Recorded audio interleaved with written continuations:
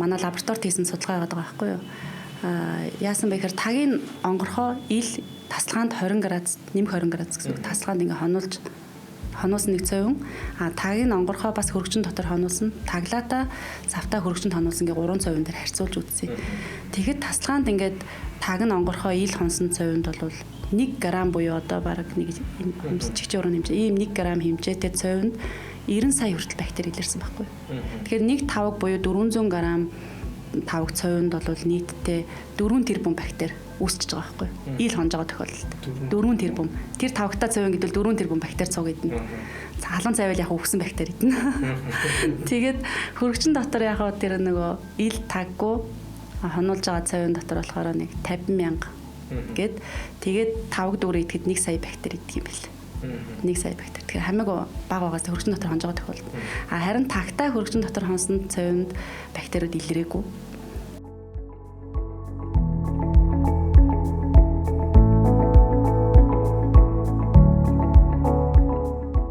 Сайн байцгаана уу. Өнөөдөр подкастыг үзэж байгаа та бүхэнд энэ цаг үеийн мэндийг хүргэе. За та подкастаа цааш нь үргэлжлүүлээд үзэхээс өмнө манай сувагт subscribe гэсэн товч байгаа. Энэ дээр дарчаараа ингэснээр бид бүхний хүргэж байгаа мэдээлэл танд цаг алгүй мэдээлэл байдлаар очдог байх болно. Энэ танд илүү амар байх болно. За бид бүхэн өнөөдөр маш сонирхолтой дугаарыг бэлдсэн байгаа.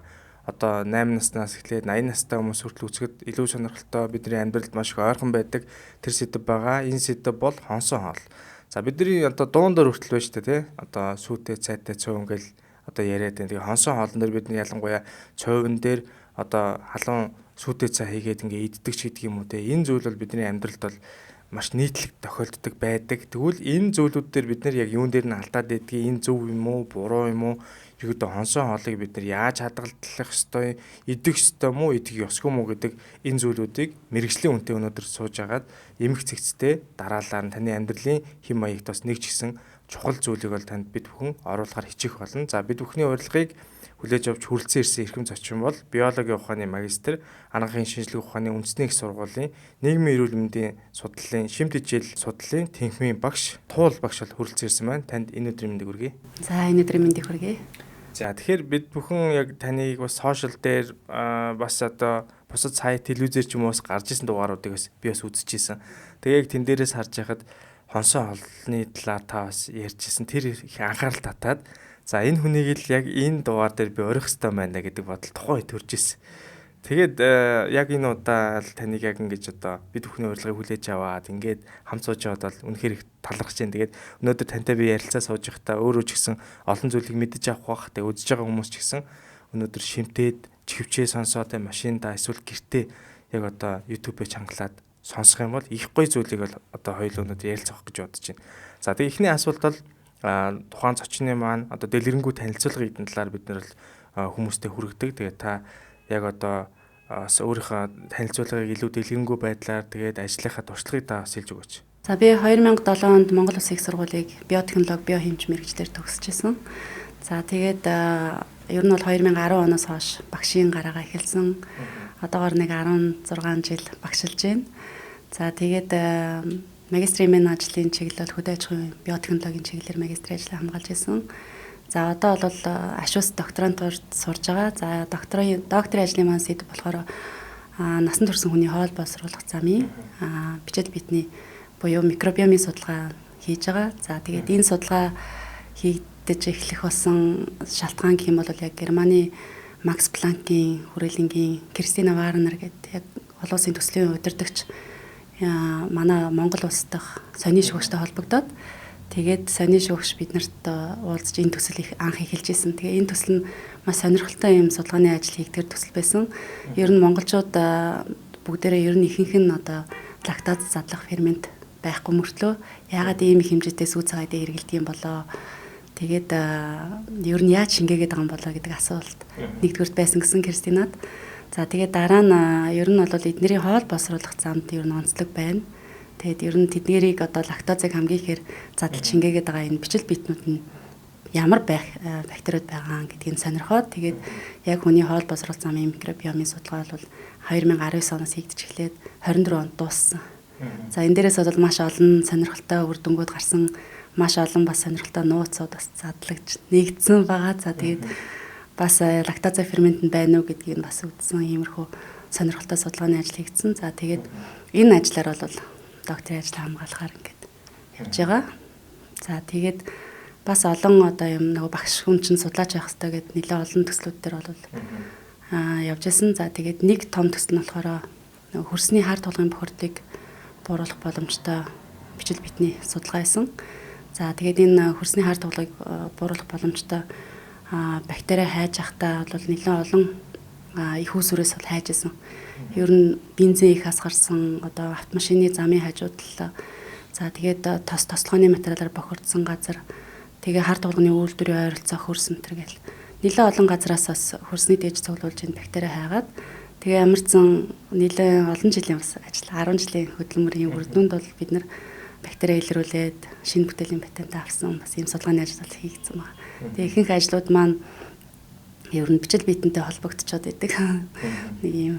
Ер нь яг таныг бас бас хараад байхад сошиал дээр бас мэдээлүүд нь хараад байхаар маш гоё судалгаануудтай холбож тэр зөвлөгөө мэдээлэл өгдөг учраас яг үнэн бодиттой одоо жишээлбэл яг зүгээр сонирхчийн төвшин биш яг мэрэгжлийн талаас ярьж байгаа учраас таны судалгаанууд маш гоё сонирхолтой. Тэгээд докторийн зэргийн хамгаалсны дараачсан дараа нь хоёулангийн гоё судалгааныхны ажил дээр сууж явах гэж би бас бодож байна. Их сонирхолтой судалгаа байна л да.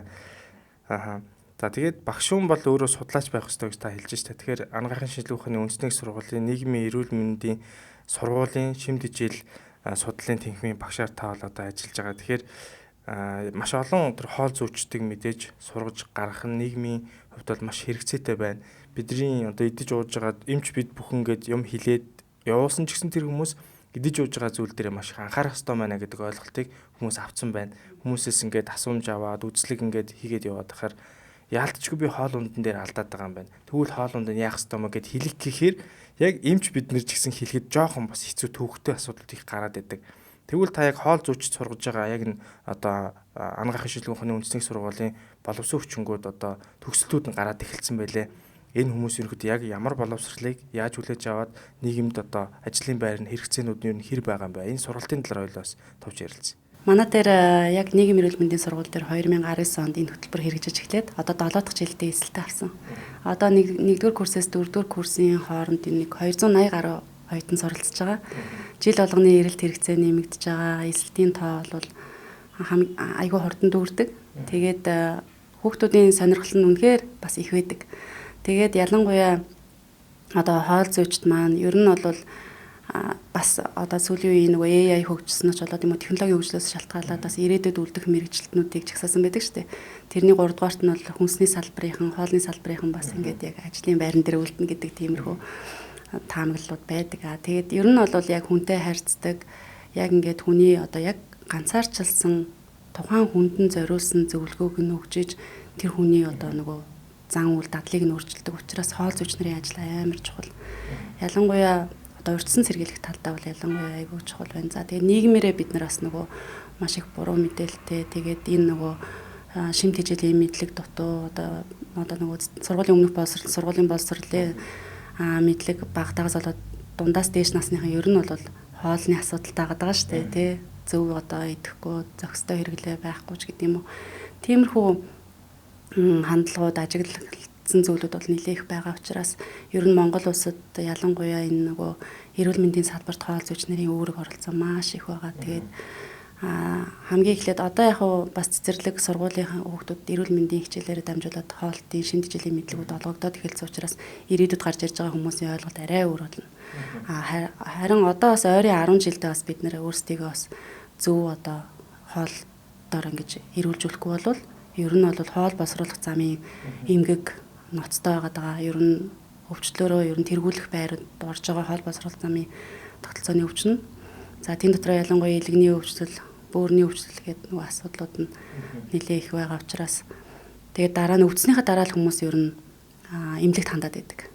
За өвдчүүд бас нөгөө одоо хоолт нь чухал гэдгийг эмчнэр хэлээд байгаа ч гэсэн хүмүүс яаж хооллохоо мэдгүй байгаа гэдэг. Тийм. Тэгэхээр яг энэ дээр нь яг одоо өвчсөн үед өвчний одоо эдгэрэлтийг түргэсхийн тулд хоолны хэрэглээ одоо зөв зохистой хоолтын хэрэглээ шимт хичээлэг байдгийг ойлгож мэдэх нь амар чухал байгаа байхгүй. Тэгэхээр энэ дээр амар чухал үүрэгтэй оролцдог хүмүүс бол хоол зүйчнэр байгаа. Тэгээд эмнэлэгт бол амбулаторт бол хоол зүйч нар маш их хэрэгтэй. Бүх эмнэлэгт бол байх ёстой.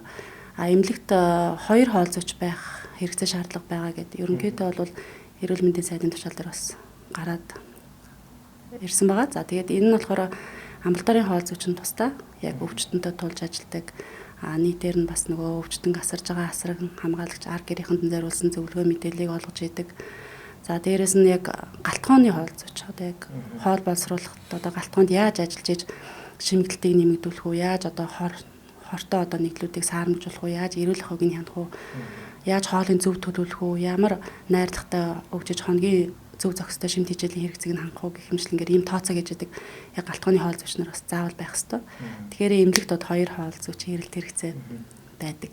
Галтгоор маш чухал шүү дээ. Тэнд үйлчлүүлж байгаа хүмүүс хоол идэж чинь эмнэлэгт байгаа хүмүүсийн 50% нэмчлэг байлаа гэж бодоход 50% нь хоолны эмчилгээ явж байгаа шүү дээ. Тэгэхээр энийг маш сайн хянаж явах нэг хүн хэрэгтэй. Нөгөөх нь амбулаторт бол маш өндөр үзлэг хүмүүс ирэлт байгаа шүү дээ. Тэн дээр бас нэг хүн байх хэрэгтэй байна. Энэ 2 хүн одоо нэг ангийн 2 одоо мэрэгжлийн хүмүүс ээ нөө эсвэл 2 өөр чиглэлээр явсан хүмүүс байх боломжтой юм уу? Ерөнхийдөө яг шинэ тэжээс судлах хоол зүйч гэдэг мэрэгжлийг бол Монгол улсад хэд хэдэн газар бэлтгэж байгаа. За хүрээ манай ашуус дээр байна. Шүтээс дээр байгаа. Хүрээ дээд сургууль гээл босоо сургуулиуд дээр бас бэлтгэж эхлээд байгаа. Тэгээ яг хоол зүйч гэдэг мэрэгжлийг нь болохоор яг манай дээр бол төгсөж байгаа мөн шүтээс дээр байгаа. Тэгэхээр нөгөө яг ашуус дээр суурилсан гэдэг утгаараа ч гэдэг юм уу. Ашуусын одоо яг одоо боловсрал нь арай нарийн өгч байгаа учраас амбулаторын хоол зүйчээр илүү ажиллах тохиромжтой юм болов уу гэж хаардаг. Ерөнхийдөө хичээлийн агуулга тэг хөтөлбөрийн одоо сургалтын төлөвлөгөө энэ төрийг харахад бол одоо манай төгсөгч нарын хувьд арай илүү амбулатор руугаа чиглэгдүүл илүү мэрэгжлийн байх юм болов уу гэж анзаардаг. Тэгтээ бас яг хүн болгоны туршлага суралцах идэвхээс нь хамаарат аль сургууль төгссөн байж болно. Тэгээд тэр нь идэвхээрээ өөрийгөө бас хөгжүүлээд ямар ч одоо чиглэл рүүгээ нарийсаад ороод ажиллах юм боломжууд бас байгаа. Тухайн хүний идэвхүй бас оролцоо чухал байгаа. За тэгээд аль сургууль төгссөн тэгж ажиллах хэрэгтэй гэж бас ялах нь жоохон онцгой байхаа гэж бодож байна. Мэргэжлийн хувьд бол бүгдээр нэг статустай төгсөж байгаа юм байна шүү дээ. Энэ тгсийн хувьд бас жоохон ялгаатай байгаа. Ашуус дээр бэлтгэж байгаа хөтөлбөрийн маань хувьд гэх юм бол эрүүл мэндийн салбарын индекстэй 0-ос гэсэн индекстэй байгаа байхгүй. Яг эрүүл мэндийн хоол зүйч гэдэг. Тэгэхээр энэ нь жоохон арай жоохон өөр. Арай эрүүл мэндийн байгууллага тал руу. Тийм, эрүүл мэндийн байгууллага тал руугаа ажиллах боломжтой. Гэтэ яг нэгэнт одоо хоол зүйч гэдэг мэргэжил эзэмшиж байгаа тохиолдолд бол ер нь бол эмнэлгээс гадна эрүүл мэндийн байгууллага одоо нийгмийн эрүүл мэндийн үндэсний төвч ажиллаж байна. Тэгэл уул уурхай, цэцэрлэг сургууль гэдэг одоо бусад салбаруудад бас хоол үйлдвэрлэлийн газар ажиллаж байгаа зөвлөгөө мэдээлэл өгөөд бас ажиллах бас хуваараа коуч хийх юм бас хүмүүс бас байдаг. За зарим бүр гоо сайхны салбарт одоо давхар одоо хоолтын зөвлөгөө өгөх юм хувийн бизнесээ хийж байгаа хүмүүс ч бас байгаа. Тэгэхээр яг хөө түлхүү бол эрүүл мэндийн салбарт илүү тохиромжтой юм мэргэжил гэж хардаг. Тэгвэл ямар ч Монгол улсад маш гоё боловсон өвчнгүүд бол гарч иж байгаа юм байна. Хүн болгон нэрэл одоо орой хоол идэх, өглөө хоол идэх энэ зүйлүүдийг мэдээллүүдийг л яг үнэхээр хинээс авахгүйг бол хоол зүйчээс л авах хэрэгтэй. Тэгэхээр эмнэлэгт одоо жишээлбэл очиод өөрөө мэдэхгүй байгаа бол нөгөө доторын эмчин ч юм үзээ те манай хоол зүйчтэй та уулзаад яг энэ өвчнийхээ дагуу зөвлөгөө аваараа гэж хэлэхэд энэ бол маш гоё зөвлөгөө эмчилгээний тактикчсан маш гоё болохоор байгаа байхгүй. Түүнээс одоо шарсан хурцаал бити дээрээ ч гэдэг юм уу те эсвэл та орой их хоол бити дээрээ гэдэг ч юм бол яг тухайн хүндээ нэг амар хүрч наалцсан зөвлөгөө биш. Энийг хүн болгоо мэднэ. Яг хоол зүйчтэй яг сууж агаад одоо нэг чеклет ч юм уу те ийм зүйл гэдгийг маш гоё тэмдэглэж аваад ингээ гарах юм бол тэр хүнд бол маш гоё үр дүнтэй байх байх гэж бодож байна. Тэгэхээр би бол хоол зүйч нарын энэ одоо эрэлт хэрэгцээ бол угаасаа энийг одоо манай улсын хувьд ч гэсэн ерөөхдөө харцсан байх шиг байна. Тэгээ боловсон өвчин ч гэсэн их гоё гарч ин таасаа хэллээ. Энэ мэргэжлийг сонгож байгаа дүүнер маань бас нэмэгдэж байгаа гэдэг бол маш гоё байна. Тэгэхээр энэ бол угаасаа ирээдүйд бол маш гоё хүн болгонд хэрэгцээтэй хурж үйлчилсэн эрэлттэй мэргэжлэгдэхд бол би бол маш их итгэлтэй байна. За хоёулаа тэгвэл эрүүл хоолтын талаар ярилцъя. Эрүүл хоолт гэж бид нар ярихаар маш их уйдгартай сонсогдчих магадгүй хүмүүстэй. Эрүүл хоолт гэж юу вэ гэд хэлэхээр одоо тэр чинь олон улсны пирамид одоо пирамид хэлбэртэй зөвлөмж яваад байгаа. Монгол улсад гэр зөвлөмж гэж яваад байгаа. Энийг яг очиод тогтоод уншсан хүн бол ер нь бараг л цөөхөн байгаа бах та тий. Мэргэжлийн хүмүүс нь л очиж нэг хардаг бах. Тэгвэл хоёлаа эрүүл хоолт гэдгийг маш энгийнээр хүмүүст ойлгуулъя. Өдөрт одоо тэр 5 6 төрлийн хүнсүүдийг бид ингэж тогтмол аваад явах хэрэгтэй мó? Эсвэл юу нь яавал эрүүл хоолтыг өөртөө бий болгож болох боломжтой юм бэ? Бид нар ч гэсэн одоо бас мэддэг болж байгаа тийм ерөнхийдөө эрүүл хооллох ёстой байна. Зөв зохистой хооллох ёстой байна гэдэг мэддэг болсон. Ер нь бол бүх юм ингээ яриад судлаад явах тусмаа бүх юм энгийн руугаа шилжчихдэг. Тэгэхээр маш л энгийн ойлголт. Бид нар ерөөсөө уураг өөхтөөс нүүр сусны харьцааг зөв тэнцвэртэйгээр за тэгээд тэднэрэн дотроо бас макро микро шимт хичээлийг агуулсан. За хит шараагүй, хит хуураагүй, тэгээ удаан хадгалаагүй, шинхэн боловсруулсан. За тэгээд тэр нь бас өөрийнх нь биеийн хэмжээнд нь тохирсон хэмжээтэй. Тэгээд тэр хоолыг өдрийн туршид зөв хуваарлж идхийг зөв зохистой хооллолт гэж хэлээд байгаа байхгүй. Тэгэхээр ямар нэгэн байдлаар тухайн хүн маань зөв тэнцвэртэй хоол одоо уураг өөхтөөс нүрсний харьцааг зөв агуулсан энэ чинь ингээд айгүйх шимт хичээлтэй гэдэг нэг дор хитэд байгаа юм бол энэ бас болохгүй. Дээрэс нь би одоо эрүүл хоолж байгаа өглөөний хоол алгасаад одоо өдрөөс хойш орой хоол идж байгаа. Гэт өөрийгөө айгүй тийм тураах гэж юм уу те өөрөө тийм тоолны дэглэм бариад байгаа юм шиг тиймэрхүү алхмуудыг хийгээд байдаг байхгүй. Тэгэхээр энэ бас буруу хооллолт болчихж байгаа байхгүй. Тэгэхээр аль болох өглөө эрт босоод өглөөнийхөө цайгаа заавал уух, өдөр хоолоо идэх, орой хоолоо идэх гэдэг чинь тухайн хүний яг бүтэн өдөр зарцуулах энергийн илчлэг, шимт хичээлийг нөхөх гээд байгаа асуудлаас давхар яригдана. Тэгэхээр тухайн хүн бодисын үндсэн солилцоонд зарцуулж байгаа бүх одоо дотор хэрэгтэй эсийн үйл ажиллагаанд шаардлагатай энергийг заавал авч явах хэрэгтэй. Тэр авж байгаа энерги нь бас давхар шимт хичээлэг байх хэвээр. Бид нэр одоо яг эрүүл, урт удаан одоо амьдрыг гэх юм бол тэр хоол хүнсэнд дандаа шимт хичээлэг байх хэвээр. За тэгэхээр нөгөө зохистой харьцаатай гэдэг нь болохоор яг нэг тавгны зарчмыг баримтлаад хооллох тухай яриад байгаа. Ер нь бол тавгны одоо талд нь будаа талд нь мах идэх юм бол бас энэ бол зохисгүй харьцаа болчихж байгаа.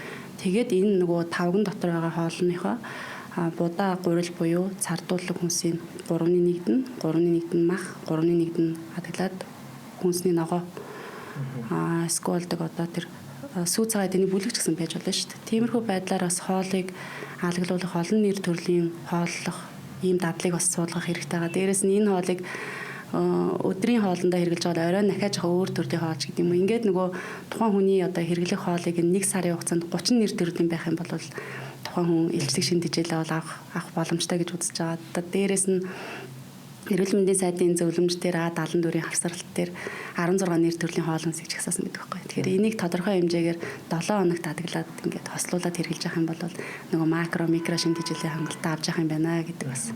Тэгэхээр яг эрүүл хоолт гэдэг зүгээр маа гэд ингээд тавиад хүн болгонд өгчих яг тийм зүйл бол байхгүй юм байна.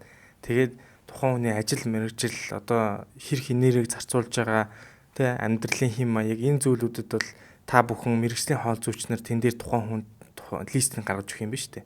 Түүнээс энэ бол эрүүл хоолт юм аа гэж ярьсан зүйл бол хүн болгонд яг адилхан үйлчлэхгүй юм байна гэдгийг бол ойлгох хэрэгтэй байна. Тийм. Ерөөсөө хүн болгонд яг энэ сайн шүүг ингээд нийтээр ингээд бүгдээрээ хэрэглээд байдаг шүү. Тэгэхээр зарим хүнд тохирохгүй, зарим хүнд тохирдог ч юм уу тиймэрхүү асуудал байдаг. Тэгээ бага наснаасаа сурсан зүйл гэдэг нь бас нөгөө дадлын асуудал яригдж байгаа. Яг бага наснасаа хэрэглээд өөртөө ингээд дасгаас сурсан байхад бол тэрэндээ л хүмүүс илүү их татагддаг. Тэр амтандаа илүү их одоо амтлахыг хүсдэг байдаг шүү дээ тий. Яг энэтэй холбоотой бас нөгөө манай монголчуудын дундх нөгөө сүү цагаан эдэний хэрэглээ амар бага байгаа байхгүй юу. Сүү цагаан эдэний бүлэг бол ерөөс зайлшгүй байх ёстой бүлэг байдаг. Тэгсэн чинь нөгөө бага наснаасаа сүү цагаан эдэнийхээ бүлгийг хэрэглэхгүй байсараагаад одоо ингээд 5 10 жил явчихаараа дараа нь сүү цагаан эдэгийг хэрэглэх гэхээр нөгөө лактоз үйл төвчлийн асуудал үүсдэг. Тэгээд эргээд нөгөө шингээж чадахгүй болох юм асуудал үүсдэг байхгүй. Тэр нь болохоор нөгөө тухайн хүнд сүү цагаан эдэгээ багаар идэж өөртөө нөгөө задлагдаг бактериудаа бий болгоогоогоос болоод дараа нь сүү цагаан эдэгээ шингээхгүй болцсон юм асуудал үүсдэг. Тэгэхээр энийг заавал одоо тодорхой хэрэглээндээ заавал нэвтрүүлэх юм шаардлага байгаад байдаг. Ялангуяа Монголын цаг уурын онцлог сэрүүн тэгээд дээрэс нь одоо ялангуяа Улаанбаатарын хувьд агаарын бохирдол ихтэй юм үед бол бид нар аль болох сүү цагаан эдэг, эсэг цагаан эдэгээ хэрэглэж авахгүй бол энэ бүлэг дутагдах юм бол бидний бас дархлаа сулрах. За тэгээд нөгөө ортой бодис өртөх ийм асуудууд нь илүү нэмэгддэг. Тийм болохоор сүү цагаан эдэнд өөрийгөө одоо дасгаж оруулах юм бас алхам байгаа. Эхний өдөр нэг халбаг таараг, хоёр дахь өдөр хоёр халбаг, гурав дахь өдөр гурван халбаг гэх хэмжлэнгээр өөрөө өөрийнхөө биеийг дасгаж агаад аль болох одоо энэ бүлгийг дасгаж хэрэгэлж сурах хэрэгтэй. Тэгээ хамгийн эхлээд бол үнэхээр одоо таараг сүү хэрэглэж чадахгүй бол ааруулны шүүс хэрэглээд тэгээ багаар ингээд дасгаад иймэрхүү байдлаар бас сүү цагаан эдэний бүлэг рүү шилжиж орох хэрэгтэй. Огт хэрэглэхгүй жирээс бол оюутнуудыг ингээд асуухаар юу байдаг вэ? сүү цагаан эдээ хэрэгэлдэггүй гэхээр тал нь л гараа өргөдөг. Тэгээ дээрэс нь бидний судалгаан дээр бас энэ хэрэглэн дээр 2 хүн тутмын нэг нь л Улаанбаатар хотод амьдарч байгаа хүмүүсийн 2 хүн тутам л энэ бүлгийг бол хэрэгэлдэг гэдэг судалгаан дээр хариулагдчихсан байхгүй. Тэгээ ихэнх хэрэглэн дээр нь юу байсан бэ гэхээр нөгөө үр тариа махан бүтээгдэхүүний хэрэглээ маш их байгаадсан. Тэгэхээр нэг бүлгийн ийм хэрэглээ хит давмгаалаад үүсчихээр бол нөгөө хүндээ сөрөг үр дагаврууд гараад ирж байгаа байхгүй. Эрүүл мэндэд нэлээ асуудлууд үүснэ. Одоо удаан хугацаанд тэр бүлгээл тогтмол хэрэглээд ахаар чинь бусад шин тэжээлүүд авч чадгаа болчихж байгаа байхгүй. За тэгвэл хоёул шим тэжээл гэл хүмүүс угаасаа яриад байна. Эмчнэр ч ярьж байна, хоол зүүчнэр их ярьж байна. Тэгвэл та яг хүний биед шим тэжээл гэхээр энэ шин тэжээлүүдийг ийм хүснээсээ амтгийн магадыг хоёул хэлж үгүй. Тэгэхгүй бол яг таны хэлдгээр нөгөө нэг дан гурлаа идээл, махаал идээл. Тэгэл дээрэс нь ахаал нөгөө төмсөө хийдэг ч юм уу те яг нэр төрлүүдийн дахиж давтаад ингэ яваад байна. За тэгвэл яг ийм шим тэжээл хүний биед хэрэгтэй. Тэгээд энэ хүснээсээ энэ шим тэжээлийг амтгийн магадыг одоо та хэлж өгвөл хүмүүс илүү ойлгож авах байх. Одоо яг тэр хоног шаардлагатай хүний биед хэрэгтэй байгаа амин дэм эрдэс бодисууд байгаа шүү дээ. За ялангуяа тосон дуустдаг А, Д, К, газ гадна усан уусдаг С, Б-ийн төрлийн амин дэмүүд байгаа. Тэгэхээр эдгээр бүтээгдэхүүнүүдийг авахын тулд айгүй олон нэр төрлийн хүнсийг идэх шаардлагатай болчихж байгаа. За дээрэс нь эрдэс бодисууд байгаа шүү дээ. Хүний биед шаардлагатай кальц, фосфор, магний гэл. За тэгэнгүүт энэ цайр энэ төр гэл эднэрийгээ бас авахын тулд бас олон төрлийн нэр төрлийн хүнс хэрэглэх юм шаардлага байгаа. За тэгээд жишээ дурдъя л да. Одоо чинь үр тарианы хувьд бидний төлхөө хэрэглэдэг хүнсэн дээр ярих юм бол хальсын салгагдсан тохиолдолд хальсанд агуулж байгаа Б-ийн төрлийн амин нэмүүд нь байхгүй болчихдог. Тэгэхээр Б-ийн төрлийн амин нэмүүдийг илүү төлхөө авахын тулд одоо хальстай бүхэл бүрийн бүтээгдэхүүнийг хэрэглэх юм шаардлагатай байгаа.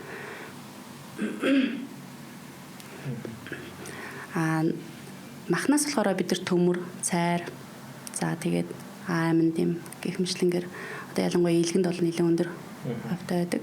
Тэгэхээр ийм одоо хэрэгцээг B12-ыг хүртэл авах боломжтой байдаг. Тэгэхээр нөгөө одоо чинь зөвхөн урамлан хоолттой хүмүүс, веган хоолттой гэж яддаг шүү дээ. Тийм хүмүүсийн хувьд гэх юм бол B6, B12, төмөр, цайр дутагдах гэдэг эрсдүүд байдаг байхгүй. Нөгөө амьтны гаралтаа тэр шин тэжээлүүдийг авахгүй болчихж байгаа. Тэгэнгүүт дандаа ингээд үр тарианы хальс идэхгүй, эслэг идэхгүй байгаа тохиолдолд дандаа махан бүтээгдэхүүн өндөг идэж байгаа тохиолдолд нөгөө Б-ийн төрлийн амин дэмүүдийг авахгүй болчихно. Тэгэхээр Б-ийн төрлийн амин дэмүүдийг авахгүй болонгууд бидний бие махбодод өөрчлөлт орно, эсийн үйл ажиллагаа дагуулна, ДНХ-гийн нийлэгжил алдагдана гэх мэтчлэнгээр сөрөг үр дагаврууд гарч ирнэ. За дээрэс нь B6, B12 дутагдах юм бол мэдрэлийн үйл ажиллагаа дагуулна. Ялангуяа К-гийн төрлийн амин дэм дутагдах юм бол мэдрэлд одоо мэдрэлийн эсийн үүсэлтэнд сөргөөр нөлөөлөх. Ер нь бол нөгөө юмыг хүлээж авах байдал маань удаашарна. Ой тогтоолт муудна гэх мэтчлэнгээр сөрөг үр дагаврууд гарч идэг байхгүй. За тэгэл яг бидний мэддэг бас нөгөө ясны хөгжилтөнд өсөлт хөгжилтөнд чухал байгаа кальц, фосфорын хэрэглээ байгаа даа шүү дээ. Тэгэхээр энэ кальц, фосфор, Д гэд амин дэмүүдийг яг нэг доор агуулдаг хүнс бол сүү цагаан эдэний бүлэг үйждэг. Тэгэхээр сүү цагаан эдэний бүлэг дотроос ялангуяа эсэг цагаан эдэ болох таараг, айраг, хоормог гэд бүтээгдэхүүн байгаа шүү дээ. Тэгэхээр ийм эсэг цагаан эдэнд болохоор тэр АД юу бишээ нөгөө эсэг цагаан эдэнд болохоор Д болон фосфор, кальц гэдэг амин дэмээс нь гадна B12-ийн бүлгийн амин дэм байдаг байхгүй. Тэгэхээр бид нэр өөрөө ер нь B12-ийн дутагдалд нэлээд орох гэдэг. Тэгэхээр энэ амин дэмийг ер нь бол бичил биетнүүд нийлэгжүүлдэг. Одоо ялангуяа эсэлд явагдаж байгаа үед тэнд агуулж байгаа сүүжлийн бактериуд тэр B12-ыг нийлэгжүүлж байдаг. Тэгээ мэдээж тодорхой хэмжээгээр бол малын гаралтай махан өндгөнд бол агуулж байгаа. За тэгээд бичил биетний нөлөөгөөр бас тэр К2 амин дэм, B12 амин дэм гэдэг ингээд амин дэмүүд нийлэгдэхээс гадна С хүртэл үүсчихэд С-ийн төрлийн амин дэм. За тэгээд дээрэс нь хүний бие шаардлагатай давхар юм биомолекулууд үүсчихэд байхгүй. Тэгэхээр энэ нөгөө хүний биед ашигтай бичил биетэн ер нь пробиотик сайн хэрэглэгээд байгаа нь бас ийм учиртай. Ер нь бол тэн дотор бичил биетнүүд маань маш чухал ажлуудыг хийж идэг. Хүний биед хэрэгтэй байгаа дархлааг дэмжих бодисуудыг нийлэгжүүлж идэг. За тэгээ нөгөө К2, B12 гэсэн амин дэмүүд маань тарганд үүсэж ин. За тэрэн дараа нь R болонд үлдэн штэ тий. Тэгэхээр ийм төрлийн хүнсний бүтээгдэхүүнийг хэрэглэж байгаа тохиолдолд бас бидний одоо мэдрэлийн үйл ажиллагаа, нейротрансмиттерийн үйл ажиллагаанд нөлөөлөх, за GABA үүсгэх энэ төр гэдэг одоо ер нь бол мэдрэлүүлэгчд маш сайн эерэг нөлөөтэй байдаг. Тийм болохоор бид нар сүү цагаан эдэний бүлгийг авч явах хэрэгтэй. За тэгээд D амин дэмээ бас авахын тулд бас сүү цагаан эдэний бүлгийг бас төлхөө хэрэглэх юм шаардлагатай байдаг. Ер нь хоногт 2 аяга, 1 аяга тараг, 1 аяга сүү уучхад ер нь хоногийн хэрэглээний кальцийн бол ихэнх нь бол хангана гэж үзэж байгаа байхгүй. За дээрэс нь бидний хувьд бол цайрын хэрэглээ чухал байдаг. За цайр дутагдах юм бол бас нэлээд олон эсийн үйл ажиллагаанд давтал гардаг. Тийм болохоор махан бүтээгдэхүүн овёс одоо далайн гаралтай бүтээгдэхүүнд бол цайр нэлээд агуулгадаг. За хүүхдэд ялангуяа цайр дутагдах юм бол эргээгээд хоолнд дургүй болох одоо махтай хоол идэхээр дотор нь мухаарах хэмшин тэмдэг үүсэх хэмжлэнгээр цүрэг үр дагаврууд гардаг учраас бидний энэ нөгөө шин тэжээлийн харьцаа буюу микро шин тэжээлийн харьцаа маань зохистой байх олон нэр төрлийн хоол хүнсээ ингэж хостуулж хэрэгжиж байгаа тохиолдолд бол шин тэжээлийн дутагдалд орохгүй байх юм бас боломжууд байгаа. Тэгэхээр бид нар хүүхдүүдэд ямар нэгэн зүйл дургүй байна гэдэг чинь ямар нэгэн тэр шин тэжээл одоо жишээлбэл цайр дутагдах юм бол хүүхд одоо махан дургүй байх ч юм уу те. Тэгэхээр хүүхдийг ер нь багаас нь тэр олон төрлийн хүнсний бүтээгдэхүүн тасгах, сурах нь өөрөө маш чухал шүү дээ. Та сая дөрвөөсөндөө дадал гэдэг зүйл бол хүн тогтцсон байхад яг тэр зүйлээ том болсон ч гэсэн хийх гэдэг, дуртай байх гэдэг.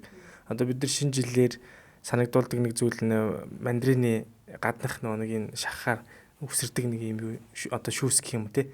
Тэр үнэртгэл юм бол шинэ жил бид нар санаанд ордог. Тэр шинэ жилээр л хийдэд нь шүү дээ.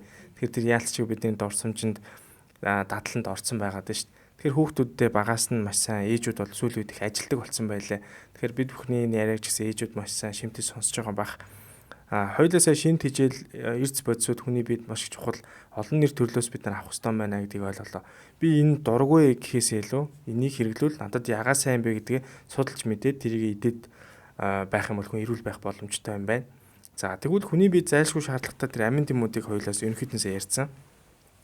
Тэгвэл бид нар хүнснээсээ ерөнхийдөө хүний биед хэрэгцээтэй тэр амин дэмүүдийг аваад хангалттай одоо өөртөө бий болгох одоо үүсгэх тэр боломж нэгдүгürt байдаг юм уу? Дан хүнсээр гэсэн үг шүү дээ. Эсвэл хүнсээр бид нар энийг арай илүү авч чаддгүй маа. Тийм учраас магадгүй шинжилгээ өгөөд ч юм уу энэ дутагдж байгаа энэ зүйлүүдэд нэмэлтээр одоо авч бас болох юм аа гэдэг энэ зүйлийг хоёул хэлж өгöd. Тэгэхгүй хүн болгон хүнснээс илүү яг одоо нэмэлт витамин энэ зүйлүүдийг бол тасралтгүй хэрэглээд ч юм уу ийм зүйлүүд бас сүүлүүд их ажиглагддаг болсон байгаа. Энэ талаар та бас хэлж өгөөч. Дэлхийн эрүүл мэндийн байгууллагаас бас зөвлөмж өгсөн байдаг. Ер нь бол хүн хүнсээ яг зөв зохистой хэрэглэж явах үед олон нэр төрлийн хүнсний бүтээгдэхүүн хэрэглэж явах үед хоног шаардлагатай бүх эрд зүйн амин дэм хангалттай авна гэж үзсэн байдаг. Бидний хангалттай авч чадахгүй байгаа шалтгаан гэх юм бол ер нь бол яг хэрэгтэй шим тэжээлэг хүнсээ идэхээсээ илүү нөгөө амттай зүйлүүд илүү төлхөө идэж гин түргэн хоолыг илүү идэж гин. Тэгэхээр ч нөгөө хүн цадчихж байгаа учраас дахиад тэр нөгөө нэг шим тэжээлэг хүнсээ сонгохгүй шүү дээ. Тийм болохоор буруу хоолж байгаа учраас шим тэжээлийн дутагдалд орчиж байгаа. Дээрээс нь сүү цагаан эдэний бүлэг огт хэрэглэхгүй байгаа учраас нэлээд олон том бүлгүүд нь байхгүй болчихж байна. Ясны сэргэжил тэмтэргээл асуудлууд үүснэ шүү дээ. За дээрээс нь бидний хувьд яг өвлийн улирал нөө цаг уурын онцлогтой холбоотой агаарын одоо бохирдол тийм ээ нарны одоо бүдгэрэлтэй холбоотой ерөнхийдөө D амин дэмийн дутагдал үүсэх гэдэг. За D амин дэмийн хувьд гэх юм бол үнэхээр одоо орон сууцнд яг тогтмол амьдарч байгаа одоо агаар нар салхинд гарч чадахгүй байгаа тийм тохиолдолд бол нэмэлтээр уухаас өөрөө юм шаардлага гарт юм билээ. Тэгэхээр яг нь ер нь бол зуны улиралд бол сүү цагаан эдэгийг хэрэгжилж байгаа байгаль нар салхинд гарч байгаа тохиолдолд заавал уугаадах шаардлагагүй. Ер нь бол энэ бэлтгэлүүдийг заавал уу гэсэн тийм зөвлөмж бол байдаггүй байхгүй. Ер нь ялангуяа шим тэжээл судлаач хоол зүйчнэр бол аль болох хоолоор л нөхөхийг шим тэжээл хүнсээр нь л олохыг хүсдэг. За тэгээд ер нь боловсруулалтынхаа явцад бас бид нэр анхаарах зүйлүүд бас байгаа. За нөгөө шүл хийж бусгаж уух идэхтэй бол яг нөгөө А, Д, Е, К гэдэг одоо тосон дуустдаг амин дэмийг агуулсан хүнсийг шууд буцалгаад хэрэглэх юм бол энэ амин дэмүүд нь байхгүй болчихно. За тэгээд ямар нэгэн байдлаар одоо нэг амин дэмийн шимэгдэлтэнд нөгөө амин дэмийн шимэгдэлт сөргөөр нөлөөлөх иймэрхүү бас үйл зохицох асуудлууд байдаг учраас за ялангуяа төмрийн одоо бэлтгэл юм уу төмрийн бэлтгэл одоо ууж байгаа нэмэлтээр ууж байгаа хүмүүс эсвэл төмөр агуулсаа одоо илэг махан бүтээгдэхүүн хэрэгжилж байгаа тохиолдолд давхар одоо түүнийг саатуулах юм хүнс хэрэглэх үед бол төмрийн шимэгдэл буурдаг энэ гэсэн асуудлууд байдаг байхгүй. Тэгэхээр яг төмрийн жишээн дээр бол юу гэдэг вэ гэхээр өтгөн баахуу цай, кофе, газ давндаа тэгээ кальцийн агуулмж өндөртэй хүнс хэрэглэж байгаа тохиолдолд бол төмрийн шимэгдэлт бол буурдаг гэж үздэг. Тэгэхээр иймэрхүү байдлаар одоо юу гэдгийг найрлагын хувьд маш цөөхөн л төрлийн элементүүд байгаа. Тэгэхээр энэ дээр нэг амар санаа зовоод байх хэрэггүй. Ер нь бол төр зургийн л үзэгдэл байдаг. Тухайн хүн нэг хоолоороо олон нэр төрлийн шимт хичээлийг авч байгаа үед энд бол санаа зовох ерөөсөө хэрэг байхгүй. Тэр шимэгдэлтүүд өөрөө аяндаа нарийн гэдний дээд замд юм уу, доод хэсэгт юм уу, аль хэсэгт шингэн тэр бие физиологч өөрөө зохицуулаад явчихна. Дээрэс нь ямар нэгэн эрд суйцууд, амин дэмүүд ч өөр ингэсэн шимэгдэх хугацаатай байдаг. Зарим нь 30 минут дотор шингэж явах, зарим 6 цагийн дараа шимэгдэх ийм хугацаатай байдаг учраас энэ дээр бол нэг хайхтар санаа зовоод байх шаардлага байхгүй. Хамгийн гол нь бид нар шимт хичээлийг хүн идэж байгаа үедээ араас нь одоо хийжүүлсэн газ давндаа ч юм уу тиймэрхүү зүйлийг хэрэглэхгүй байх хэрэгтэй. За тэгээ яг ойрхон кофе ч юм уу ялангуяа хоол идсэн дараа хит их шингэн уухгүй байх хэрэгтэй энэ төр гэдэг шүү дээ. Тэгэхээр энэ болгон ч нь одоо яг шимт хичээлийн зөв шимэгдэлтэнд нь саад болоод байгаа учраас хоол идэхдээ одоо зөв хооллох юм дадалт сурах хэрэгтэй болчихж байгаа. Амар анаа бүгдээрээ сайхан амарцгаас нөө өнөөдөр та бүхэнд би амар өглөөний ундыг танилцуулж байна. Орц найрлагын хувьд эрүүл органик ямар нэгэн химийн бодисгүй, хадгалагч бодис агуулаагүй, нэмэлт сахаргүй юм бүтээгдэхүүн байгаа. Өглөөдөө ээж нар маань өглөөний цай бэлэн гэж нэлээд цаг зарцуулсан юм том ажилладаг. Би болохоор өглөө босоод усаа буцалгаад амар өглөөний ундаа найруулад уучдаг. За өглөөд хүний хэрэглэхэд зохистой цай уух тус эслэг, нүрс ус уургаар баялаг байдаг. Эслэгээр баялаг учраас мөн эзний гөрөлт хөдөлгөөнийг сайжруулж өтгөн хаталтаа сурчлан сэргийлдэг. Өглөөд хэрэглэхдээ бага зэрэг шар тос нэмээд дуул таны төсвийг өгөхөдөөс туслана гэсэн. Тэгээд өөрийнхөө амтлагаагаар сүү эсвэл тарганд хийж эсвэл зуурч идэж олно. Жингээ барихаар төлөвлөж байгаа эзнэр маань бас амар өглөөний ундыг оройдоо хэрэглүүл тохиромжтой. Яагаад гэхээр амар өглөөний унд маань үеиг учраас цадгалан мэдрэмж юм төрүүлдэг. За тэгээд өглөөг эрүүл бас амар эхлүүлээрэ. Эрүүл мэндийг дэмжиж ажиллагч Янцтай ясны шүл хамтран ажиллаж байна. За тус шүлний хувьд бол одоо Монгол орны зэрлэг байгальд одоо бэлчээрлэж одоо шимт одоо урмлаар эдээссэн үхрийн булгууны яснаас гаргаж явдаг. За үүнд бол хүний биед хэрэгцээтэй тэр уураг, за амин дэм, эрцээр одоо баялаг, за химийн ямар нэгэн нэмэлт болон нөөцлөгчд бол агуулаагүй ч байдаг. Монголчуудын хувьд бол дийлэнхтэй тэр мэдрэлийн ядаргаа болон за ядрах, сүлдэх, за тэр толгой өвдөх, за нойр гүдэгч гэдэг юм уу эдгээр шинж тэмдэг их нийтлэг илэрч идэг. Энэ үед бол бид нар одоо эмээр бус, за хүнсээр өөрийгөө ангаахт илүү ихээр анхаарч одоо ясны шүлийг илүү сайн одоо идэж хэрэглэж их хэрэгтэй. За ялангуяа тэр бага насны хүүхдэд ч гэсэн ясны шүлэлд одоо усанд орвол илүү тамир тэнхийг нөхөх, дархлааг дэмжих энэ зүйлүүд бол байж идэг юм а. Тийм учраас эмээр бус, за хүнсээр одоо ангаах шидэж орвол янзтай ясны шүл. Одоо жишээлбэл таны сая яг хэлж байгаа жишээнд би бас нэг зүйлийг бодлоо л да. Монгол хүмүүс чинь банштай цай туртай. Тэ одоо уламжлалт хоол хүнсэн дээр чинь 7 банштай цай гэж бүр нэрлэлсэн. 7-оос илүү их байх юм бол энэ хотод гэцэг одоо хөндрүүлдэг зочроодаг гэдэг зүйл яригадаад шүү дээ. Тэгмүүд энэ дээр нөгөө нэг таны сая хэлдэг төмрийн шимэгдэл гэдэг зүйл яригдана. Баншин дотор ч юм бол мах байна шүү дээ, тий. Одоо гурилан дотор мах байна. Энд бол таны сая хэлдгээр төмөр агуулгадж байгаа. Тэгэнгүүт нөгөө кальцийн агуулмж өндөртөө хүнстэй хамт хэрэглэхээр төмрийн шимэгдэл буюу нөгөө маханд байгаа хэрэгцээтэй төмрийн шимэгдэл бууруулах зүйл нь нөгөө нэг одоо банштай сүйтэй цай буюу одоо сүүнд нь агуулгадаад байна шүү дээ. Энийг бид нар ингэж идээд байх юм бол уг нь монгол хүмүүсийн аймгийн дуртай хоолунд одоо жоохон сэрүүсэл ч юм уу гадаа бороотой үед бол яг дэлгүүрүүдийн баншин бүгд дуустдаг гэж байгаа. Тэгээд хүмүүс яг энэ үед бол банштай цайгаа бүгдээрээ сайхан гэртээ ингээл идэл байдаг. Энэ нөгөө төмрийн шимэгдэлтийн ер нь бол хэр бууруулж байгаа юм бол яах вэ? Эсвэл өөр хүнснүүдээс тухайн өдөр идчихлээвэл хангалттай авчичин гэсэн үг. Энэ талаар асуув.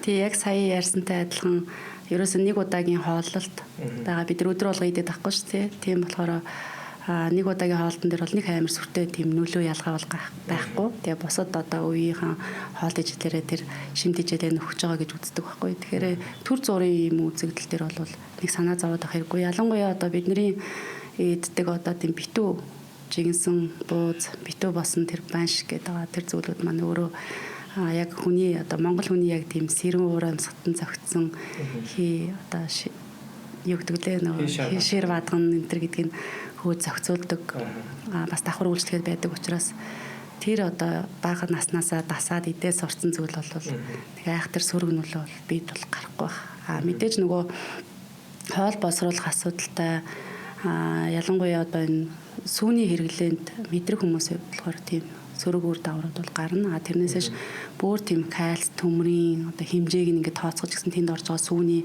миллилитрийн хэмжээг бодоход хүртэл нэг сүртэй кальцийн өндөр агуулмж бол харагдахгүй. Одоо жишээлбэл настай хүмүүс ч гэдэг юм уу. Одоо тэгээ тоглоомор ярьдэл тэ 30 гараад ирэхээр хөширдэг. Одоо сүүдэд цай их уух дуртай хүмүүс байгаад байна шүү дээ. Тэ. Юу ч ийдсэн хажууд нь халуун сүүдэд цай ингээд уугаал гэдэг. Тэр үед бол бид нар махтай хоол идэж байгаа эсвэл босод одоо төрлийн зүйлүүд идэж байгаа дандаа хажуудаа сүүдэд цай уугаад байх юм бол энэ бас сүргүүр нөлөөж болох уу? Эсвэл тэр бол нэг асуудал биш үү? За тэгэл яг л нөгөө тухайн улс орны сурсан дадлын асуудал. Одоо барууны оронд бусад Европын орнууд болохоор кофе л уугаад байдаг.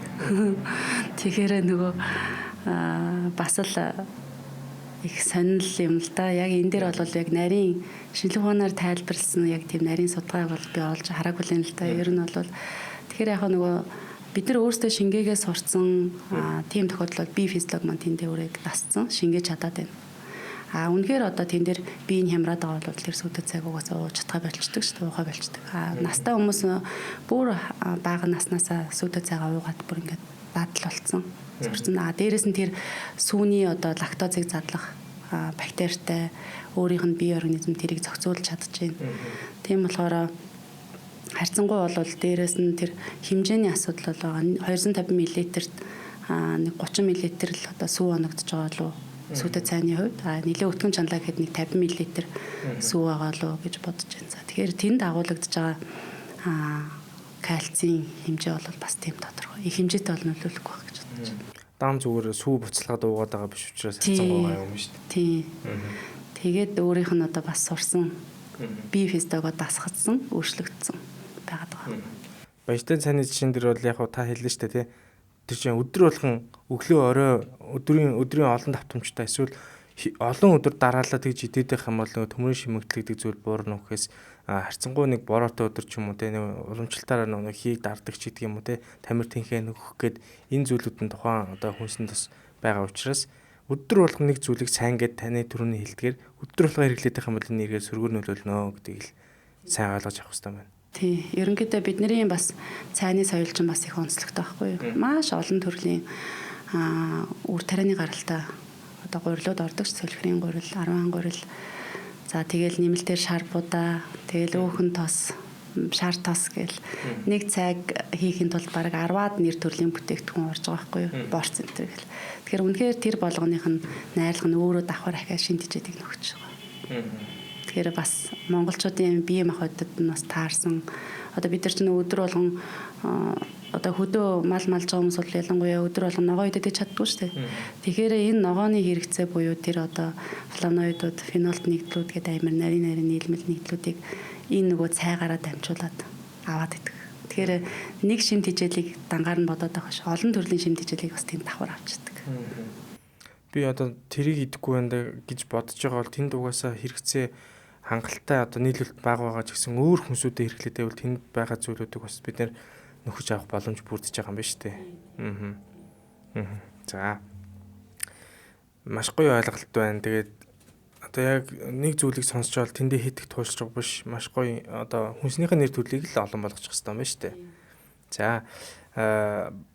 Одоо ногооны талаар мэдээж ногоо идэх нь чухлаа. Ногооноос маш хэрэгцээтэй эслэгүүдийг хүний биед хэрэгцээтэй олон төрлийн нэгдлүүдийг тэндээс бид авч яана гэж ярьж байгаа. За тэгвэл намар бол одоо жишээлбэл маш олон газруудад ингээд ийм ургацын худалдаанууд ингээд явж штэ. Хүмүүс мэдээж Монгол ногоогоо илүү идья гэдэг байр суурь дээр байгаад байна. Тэгээ би ч гэсэн одоо сая намар үзэгслэн худалдаануудаар ингээд бас гэр бүлийнхэн хүнтэйгээ явж байгаад хүнсээ цуглуулж авдаг. Тэгээд одоо сошиал дээр бас мэдээллүүд их явж байгаа. Намар шин ногоогоо аваад хүмүүс хөлдөөх хэрэгтэй. Ингээм бол бид нар хөрөгчөндөө хичээд ингээд угаагаад бэлдээ тавьсан хүнсийг хоол ундандаа хийхэд ялангуяа хүүхдийнхээ хоол унданд бэлтгэхэд бол Монгол ногоогоо шимт хичээл сайтаар ингээд өгчөж байгаа маа гэдэг үднэс маш олон ээжүүд, олон гэрийн эзэгтэй нар энэ яг зүйлийг хийж байгаа бах. Тэгвэл ерөөхдөө бид нар ногоог аваад хөлдөөх нь өөрөө шимт хичээллэг байдлын ер нь одоо нэгдүгээр алдагдуулдаг юм уу? Энэ ер нь зөв юм уу?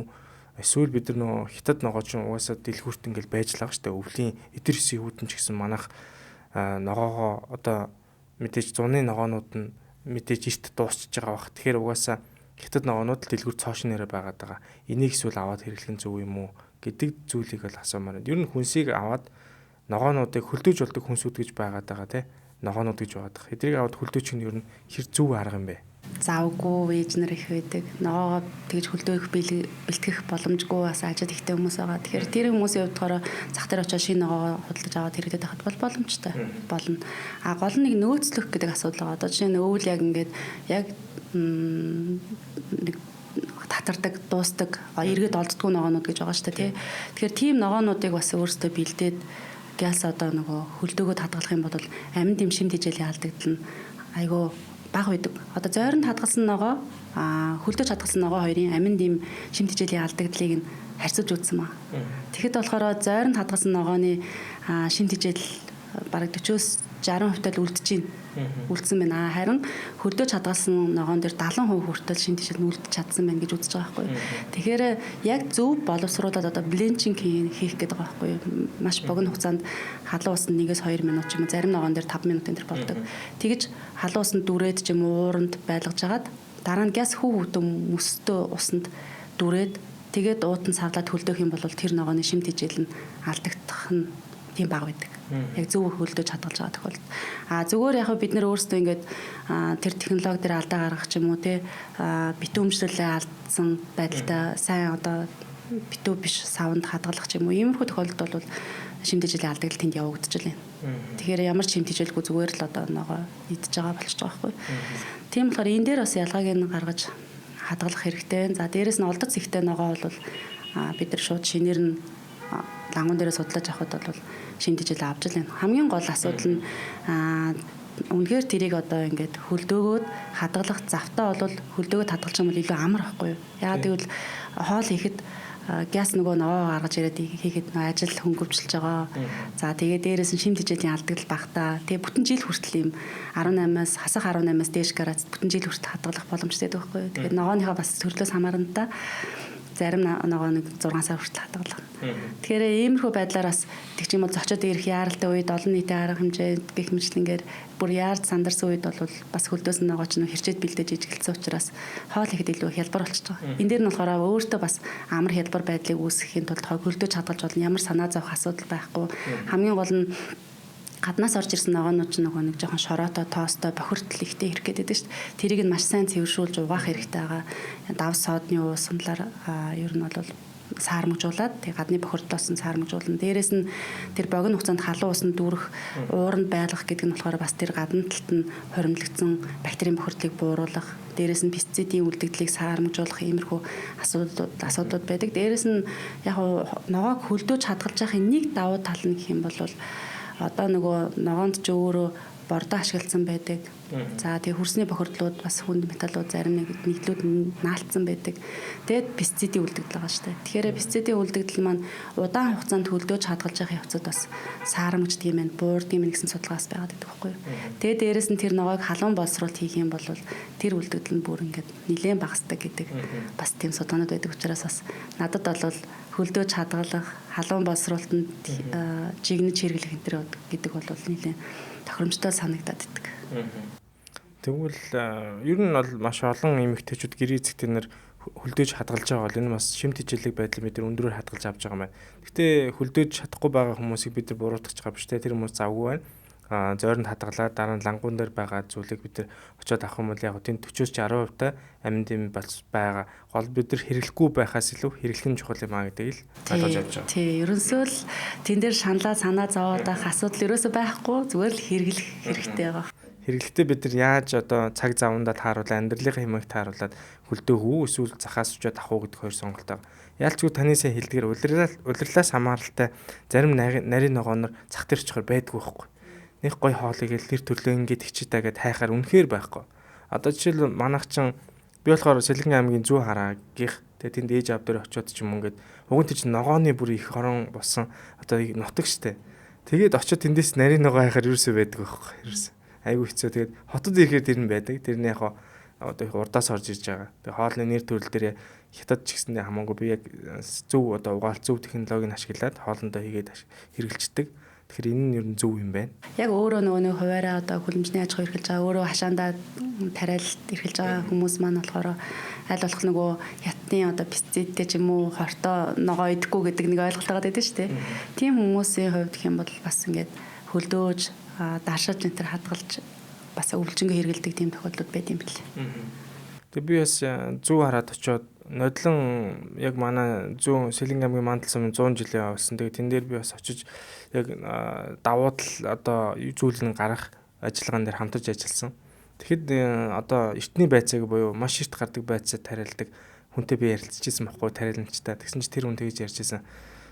Биднийг тодорхой хэмжээний одоо улсаас ч юм уу засгийн газраас дэмжиж өгөх юм бол бид нэр өвлийн хүлэмжийг бариад Монгол хүнийхээ одоо энэ 3 сая 5-600 мянган хүний ногооны хэрэглээг бид нэр хангах бүрэн боломж болцоо байгаа. Энэ тал дээр бид нэр сүрсэд дэмжлэг хэрэгтэй. Яг жилийн 4 улиралд одоо шинэ ногоогоо Монгол ногоогоо ингээд авах бүрэн боломж биднэрт байгаа шүү гэдгийг хэлэхэд надад их гоё санагдсан. Тэгээд тэр зүйлийг одоо яг хэрэгцээтэй тэр шийдвэр гаргах хүмүүс нь сонсож аваад энэ зүйл дээр дэмжүүл өгөх нь бол цөөхүүлнэ шүү дээ. Тэгэхээр энэ дээр бол боломжтой байна гэж бол би харсан. Угаас тэр ногоо тариаланч хүн тийм гоё үг хэлж байгаа хатал надад бол нэр яагаад дэмжиж юм бол тоо гэдэг бодол төрсэн байхгүй. Тэгээ өнөөдөр энийг сонсож байгаа магадгүй нэг ирэх баригч хүн сонсож ивэл энэ бас тийм боломж бас байдаг юм байна гэдгийг бол тариаланч бол хэлсэн шүү. За тэгээд хоёул одоо хөрөгчний талаар ярилцъя. Хөрөгчөнд хүнсээ ямар дараалал хийх ёстой юм бэ? Одоо энийг буруу дараалал нь хийдэг хүмүүс бол зөндөө онгоолгоол зүгээр зай завсрах юм бол тэнд нэг юма тавьчихдаг. За тэгвэл хоёулаа хөрөгчийг ерөнхийдөө ингээд та бол мэдчихэж байгаа бах тий хөрөгчөнд хүнсийг яг ямар дараалалаар нь яаж хадгалдгийг. Хөрөгчнүүд ерөнхийдөө бол нэг адилхан технологиор байдаг л үү дээ.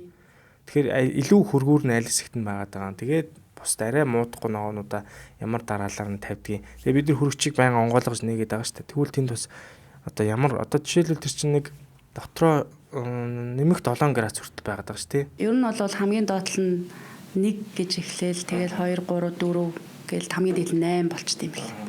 Тэгээ хамгийн одоо тохиромжтой температур бол 4 гэж үзэж байгаа байхгүй юу? Нэмэх 4. Тэгэхэд бол хүнсний бүтээгдэхүүнүүд муудахгүй одоо тэр бактери эсийн өсөлт явагдахгүй зогсож байгаа үе. За 5 градусаас дээшээ ялангуяа одоо тэр 5-аас 60 градус бол яг бактери бичил биетний үржих одоо хуваагдах идэвхтэй бүс байгаа байхгүй амьдрах. Тэгэхээр тэр бүс рүү нь аль болох оруулахгүй тэгээд хөрчний ойлгонгуйа тийм сэрүүцүүлэх одоо синсийг нь хааж юм ерөөсөө тавьж болохгүй. Тэгэхээр хөргөчний одоо тэр бактамж гэдэг нийт давхар хэсгүүд байгаа шүү дээ. Тэр давхар болгоных нь зайг бол 70-аас илүү хувьтай дүүрхийг бол хориглоно. Нилээн дүүрээд чигжүү болох тусмаа тэнд агаарын дулаан үүсч идэг. Тэгээ дээрэс нь яг бид нар ингээд хөргчийг бас тийм рефлекстэй хүмүүс байдаг шүү дээ. Байнгын онгоолгоол хараад зогсоод байдаг. Тэгэл хаадаг. Тэгсэн байжснаа ирээл. Тэр болгонд ч нөгөө нэг дулааны солилцоо явж идэг. Тийм болохоор тэрэнд нь одоо яг эргээгээд хаангууд синс ингэж ажиллаа сэрүүцүүлэх хөргөх үүргийг гүйцэтгэх хэрэгтэй байхгүй юу? Богино хугацаанд. Тэгэхэд тэр синсний ойролцоо битүүлж тагж тавьж байгаа тохиолдолд бол бусад хүнсэн дээр бол дахиад нөгөө муудалт юм уу өвчөөсөж бичил биетэ үржих тийм таатаа нөхцөл нь үүсэж байгаа. Дээрэс нь нөгөө хөргөч рүү бас гаднаас бид нар ингээд нөгөө хоолоо хийхдээ шууд бүлээнээр нь хийх гэдэг тий. Тийм бүлээн халуун зүйлийг хөргөч рүү ихэд бол тэр хавийнхаа температурыг шууд нэмэх 10 градус руу хүргэх. Тэгээд нөгөө бактерийн өсөлт үржлийг нэмэгдүүлэх юм эрсдлүүд үүсдэг учраас халуун зүйлийг ерөөсө хөргөчрөө тэгж шууд хийж болохгүй. Нэгдүгээр тэгээд дээрэс нь зайг анхаарах хэрэгтэй. За тэгээд хамгийн хурдан мууддаг хүнсний бүтээгдэхүүн гэж бас байгаа салаадны навч маань зөндөг гэх юмчлэн ингээд тийм зүйлүүдийг аль болох тийм синсний ойролцоо тавил зүгээр. За тэгээд сүүлд ирсэн хүнсийг хоошоо эхэлж авсан хүнсийг наашаага тавих маягтайгаар тэгж нөө байрлуулахдаа тэгэхээр нөгөө нэг бид нар өөрсдөө яг ингээл өрөө тавьчих штэ тэгэнгүүт хүүхдүүд ч юм уу одоо гэрт үлж байгаа хүмүүс хоол ихтэй сүүлд авсан хүнсийг нь наан тавьчих юм бол тэрийг л хэрэглээд байна. Цаана тавьсан ихэнд авсан хүнс чинь байгаад байгаа учраас хурдан муудах юм эрсдэл байгаа учраас аль болох сүүлд авсан хүнсийг цааш нь тавьчих. Тэгэхээр хойноос нь наашлуулах юм эргэлтийн зарчмаар хүнсээ байрлуулна. Дээрэс нь хөргөчний хаалган дотор нэг юм дээдлийн хэсэгт нэг юм хавхлага байдаг шүү дээ. Тийм. Тэр хавхлагын дотор өндөгний тавиар байгаад байдаг шүү дээ. Тэн дотор өндгийг байрлуулж явах үед ер нь бол аарын тийм солилцоонд баг өртүүлэхийн тулд ийм хавхлага байгаа. Тийм. Тэгээ нөгөө нэг өндөгч нь агаартай байнга харьцаад байх юм бол айгүй хурдан муудах учраас тэр хаалт нь бол агаарын солилцоог хааж өгч байгаа. Тэгээ тэн дотор л өндөг байрлуулна. Хэрвээ тэн дотор тавих юм бол ахаа сэнснийхээ ойролцоо. Тэгээ тэр хаалттай тэр давхаргын хэсэг нь сэнснийхээ харалтай байдаг байхгүй. Анзаарах юм бол. Тэгэхээр нөгөө сэрүүн бүстэй байгаад байгаа байхгүй өндөг. Тэгээ өөр газар өндгийг ерөөсөө байрлуулж болохгүй хурдан мууддаг хүмүүс байдаг. Тэгсэн чинь өндгөн дээр ярих юм бол дэлгүүрүүд дээр явахаар үнэхээр санаа зовоосон асуудлууд байдаг. Нөгөө хөлдөгч, заримны хөлдөгч байдаг шүү дээ. Тэрнийхээ дээдлэлд өндгөө сэтгтээ тавьсан байдаг байхгүй. Доороос ингээ сэрүүхэн гэж бодоод байгаа байхгүй юу. Гэхдээ ерөөсөө тэр дээгүр агаараар нөгөө 20 градусын дулаан чинь ингээл дээгүр нь гадаргуугаар нь нөлөө үзүүлээд байгаа. Тийм болохоор өндгийг бас муутахад нь нэлээд хүчтэй нөлөө үзүүлдэг. Тийм болохоор өндгийг ерөөсөө л хөргүүрт хийх хэрэгтэй. За дээрээс нь кремтэй бүтээгдэхүүнийг бас тэгээ хөлдөгчөн дээр тавьчихдаг. Тэр бас айгүй эрсдэлтэй. Агаараараа дулаанаа аваад тэнд кремийн дотор нь бактери хүрчихэж байгаа. Тэгэхээр л энэ бол асуудал үүсгдэг. За тэгээ хөргөчний хувьд гэх юм бол тэр хөргүүрийн хэсгийнх нь хамгийн доотлолт ингээд шургуулга байдаг. Тэнд айл болох тийм одоо нөгөө үн сүрт ургамал шороотой тийм ногоонуудыг хийх зорилттой, хальстай тийм одоо сонгон сармис гэх зүйлүүдийг хийгээд хаах зорилттой. Хэрвээ тэрийг ингээ ил тавих юм бол тэнд агуулгаж байгаа тэр тоосонцрууд дээшээ агаарын тавиурууд дээр бүтээгдэхүүнүүдийг агаараар дамжаад ингээ бохирдуулах эрсдэл байдаг учраас тэрийг ингээ хааж хийж өгч байгаа байхгүй. За тэгээд доотлын хөлдөөгчний хэсэг болохоор хасах 18 градусаас энэ 20 хасах 20 градус ах юм бол айгүй тохиромжтой.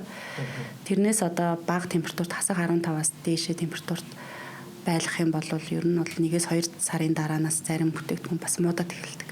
Тийм болохоор хасах 18 градус айгүй тохиромжтой байдаг. За тэн дээр юу анхаарах вэ гэхээр 3 давхарга байгаад байдаг. Ихэнх нь харах юм бол за яг зарим нь 2 давхарга байгаа л да.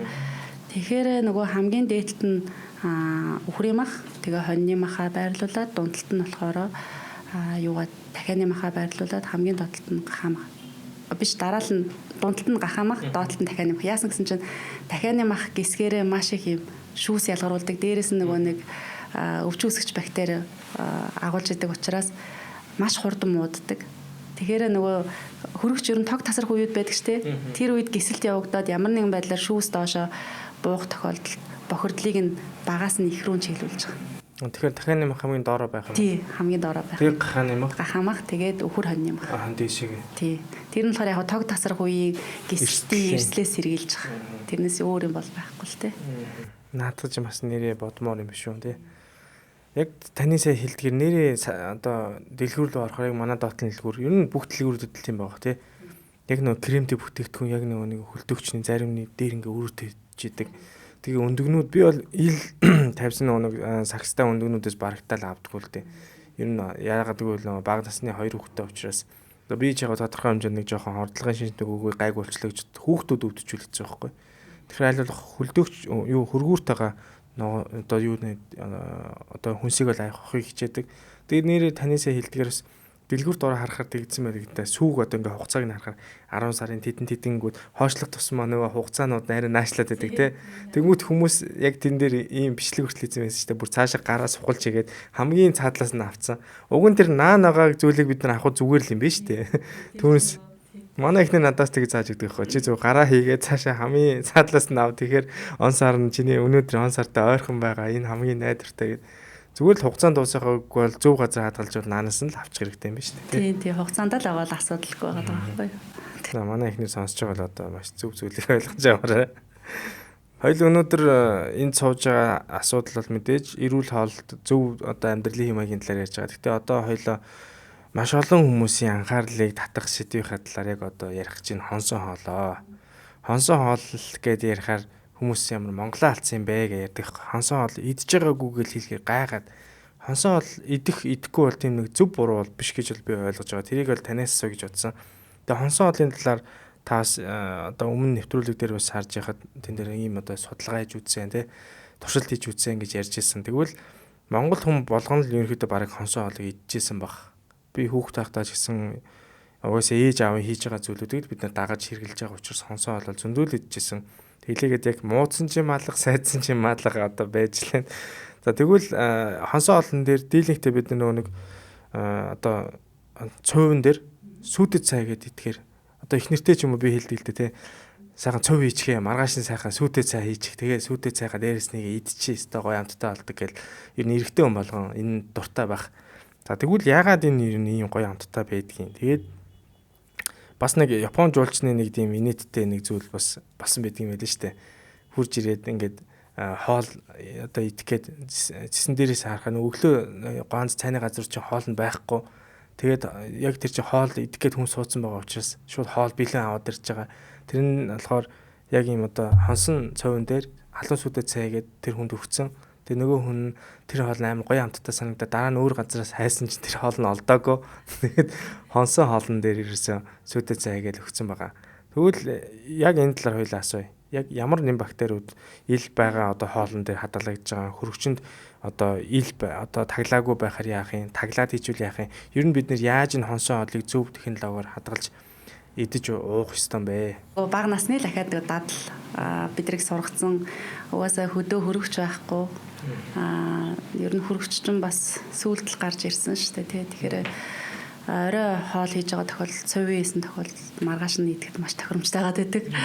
Тэгээд нөгөөдөг чинь орой ингээд мэдээж хийж байгаа юм чинь шөнийн нөгөө сэрүү агаарт гэрээ хаяараа тавьчихж байгаа учраас эсвэл нөгөө зуухны гажууд хүүтэн одоо нөгөө үүдний хэсэгтээ ойрхон ингээд байрлаж байгаа учраас шүн сэрүүхэн нөхцөлд хоноод тэгээ өглөө нь маргааш өдөр нь нөгөө цавингаа цай игээл идчихнэ.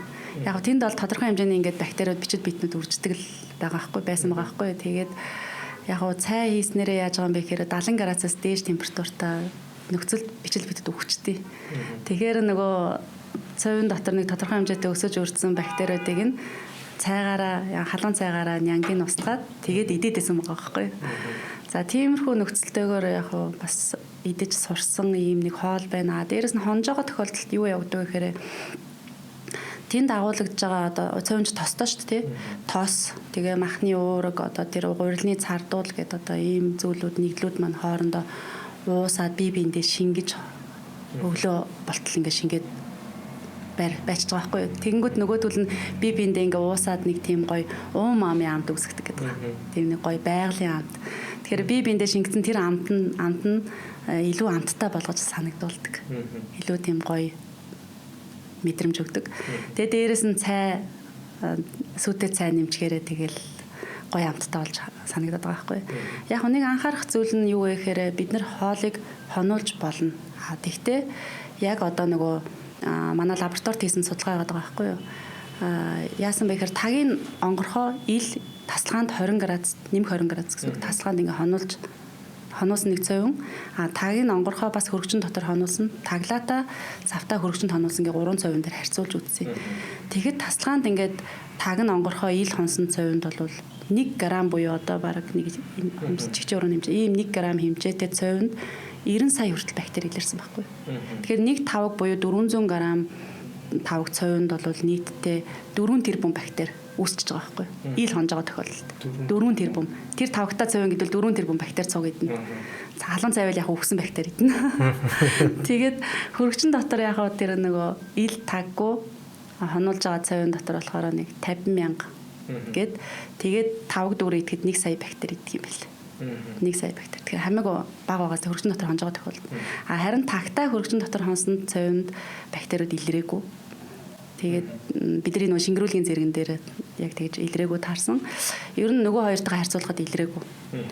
Тэгэхээр бид нар хоолоо яг халуун боловсруулалт хийснийхаа дараа ямар нэгэн гадны бохирд оруулахгүйгээр зөв битүүмжлээд тэгээд хөрөгчөндөө хонуулах юм бол ялангуяа тэр 4 градус гэдэг температурт хонуулаад хэрэглэхэд бол ямар нэгэн асуудалгүй гэдгийг бол бас энэ туршилтаар бол батлах гэж оролцсон. Дээрэс нь бактерийн бохирдол нь өөрөө их сөрөг нөлөөтэй шүү дээ. Бактериуд өсөж үржиж байхдаа давхар тэр хор ялгаруулдаг бактериуд гэж үүдэг. Тэгээд давхар хор ялгаруулчих юм бол хортой нэгдэл нь бидний илгийг бохирдуулдаг эсийг хэмтэж идэг учраас тэр тасгаанд ил хонсон хоолыг ерөөсөө идэж хэрэггүй. Маш их хортой найрлагатай. Дээрэс нь бактериуд яг тодорхой хэмжээгээр халуун цай хийгээд өгч байгаа ч гэсэн тэр хор нь халуун цайд арилдаггүй. Тэгэхээр тасалгаан дуудсан 2 цагаас дээш хугацаатай байрлсан одоо хүнсний зүйлүүдийг ер нь бол идэггүй байсан дээр л гэж хэлгээд байгаа. Яг бол нэг эс бактери яадаг вэ гэхээр яг тийм тохиромжтой температуранд бүрдсэн үед нэг эс нь 20 минутанд 2 болж хуваагддаг. 40 минутанд 4, 80 минутанд 16 гэх мэтлэнгээр геометр прогрессор өсдөг байхгүй. Тэгэл 6 цагийн дараа гэхэд нэг эс бактери 1 сая болчихдог. Яг тэр тасалгаанд. Тэгээ энэ нөгөө өсөлт чинь яваад идэг байхгүй. Тэгэхээр аюултай. Ил байх тусмал аюултай юм байна шүү дээ. Тий. Дэлхий дээр нийт 10.5 сая метр куб унтны зориулалтын ус бий. Хэдий юмч үүний ердөө нэгээс бага хувийг уухад тохиромжтой эрдэсчсэн гүний ус эзэлдэг. Монгол орны тайга Хангаан нурууны гүний ус нь олон зуун жилийн хурдхамдас чулуулгийн давхаргаар дамжин эрдэсчиж өөрийн өвөрмөц зөөлөн ардыг бий болгодог. Байгаль ихийн хөвлөд бүрдсэн эрдэсийн тэнцвэр тусыг байгалаар нь танд зориулан савлав. Тайхын совд дотоод тэнцвэрийн их хундраг. Эрүүл мэндийг дэмжих ажиллагч Казахстаны алхаад даяар эрүүл мэндийн бүтээгдэхүүн хамтран ажиллаж байна. За энэ биоэлекстрийн хувьд бол хотоод гизэг цэвэрлэх, за элгийг цэвэрлэх үйлдэл үзүүлж идэг. За үүнд агуулж байгаа одоо бодисуудын хувьд бол хүний бие зайлшгүй шаардлагатай эрдэс бодис байж гин, витамин байж гин, за мөн одоо фермент байж гин, өндөр антиоксидант, амин хүчлэг бол агуулж идэг. За эдгээр нь бол бид бүхний хотоод гизгийг одоо цэвэрлэх үйлийг бол сайн үзүүлж байгаа. За мөн одоо хотоодыг хамгаалах сас тавхах гэж байж байгаа. Үүнийг бол илүү сайн одоо дэмжиж өгч идэг. За гидсний одоо эсийн нөхөн төлжтэй илүү сайн дэмжиж өгөх, за мөн элгийг хамгаалах, за элгийг хоргуулжүүлэх үйл ажиллагааг илүү сайн дэмжиж өгч идэг. За мөн бодисын солилцоог илүү сайн дэмжих, за эсийг гэмтгээс хамгаалж өгөх, за хөгшрөлтийг одоо удаашруулах, за мөн одоо тархлаа дэмжих зэрэг байгалийн гаралтай бүтээгдэхүүн юм аа. Дөрөв брендийн бэлэн хоол онгойлгоод халаагаад хоолндоо амт нэм хүнсний нэмэлт бодис хийгээгүй, хугацаа уртас огчгүй, өнгө оруулагч бодис агуулаагүй, савлага нь BPA агуулаагүй, зориулалтын самд савлагдсан, таны цаг хугацааг хэмнэсэн витамин B, B2 ихээр агуулсан тул хоол боловсруулах системийг сайжруулдаг. Калий, кальций баялаг. Нэгээд 2 минут халаагаад шууд хэрэглээрэй. Шинтэй эрүүл дөрөв. Эрүүл мэндийг дэмжих ажиллагч Баябор Монголын хамтран ажиллаж байна. За энэ бол сахаргүй амттан байж байгаа. Дотроо бол 3 төрөл байж байгаа. За эхний төрөл бол лютинтэй төрөл байж байгаа. Энэ бол нүд захтнах, ядрах, за нүд хуурайшихын зовруудыг бол багасгахаас гадна за мөн нүдний хараг сайжруулах, нүдний эрүүл мэндэд бол их ач тустай зүйл бол энд агуулгдсан байж байна. За хоёрт нь бол витамин С-тэй төрөл байж байна. За витамин С бол угаасаа дархлаа тогтолцоонд оролцож идэг, дархлааг дэмжиж өгдөг. За мөн одоо арьсны одоо уян хатан чанар, арьсны эрүүл мэндэд их ач тустай. За мөн одоо өндөр антиоксидант чанар нь бол одоо эсийг хамгаалахын зүйлд бол оролцож идэг. За 3 дахь төрөл бол төмөртэй төрөл байж байгаа. Төмөр бол өөрөө улаан эсийн одоо нөхөн төрөлт одоо улаан эсийн үүсгэрт бол ихээр оролцож идэг. За төмөр дутагдлын цус багталтай холбоотой шинж тэмдгүүдийг бууруулж идэг. За тархины цусан хангамжийг сайжруулах гэх мэтчлэн олон сайн нөлөө өгч идэг. За харин витамин С төрлийн хувьд бол антиоксидант чанартай учраас за эсийг бол маш сайн хамгаалж идэг. За мөн одоо дархлаан тогтолцоонд их сайн оруулж дархлааг дэмжиж идэг. За өвчин эсэргүүцэх чадварыг нэмэгдүүлж идэг. За мөн одоо арьсны гоо сайхны одоо хувьд бол бас их ач тустай байж идэг. За бид нар дэлгүүрт ороод хүүхдтэй маш их сахартай амттай авч өгдөг бол за оронд нь бас нэг сонголтонтой бол одоо энэ одоо Баябор Монголыг оруулж ирж байгаа сахаргүй 3 төрлийн амттан бас одоо сонголтондоо оруулж өгөх зүгээр санагдчих байна. Тэгээ та бүхэн бас сонирхоод амтлаад үзээрэй. Ямар ч сан хоол хийгээд бид нар хоолыг бол температурыг бууруулаад тэр үедээ битүү савн тэгэл хөрөвчөндөө 4 градустай бол байлгачих хэрэгтэй юм байна шүү дээ. Тэгэд энэ хоолойгоо бид нар хонуулчаад маргааш нь ажил руу авчиж ч юм уу газ ахаад нэг хөрөвчөндөө хийгээд өдийн цан дээр бас сэргэлж болох юм байна. Тий. Тэгэх юм бол аюулгүй. Тэрнээс мэдээж яг бас байнга өдөр болгон бас хонсоо ол идэрэй гэсэн үг юусэн биш. Энд ч мэдээж заримдаа байхгүй. Тий, яаралтай шаардлагатай үед. Тий.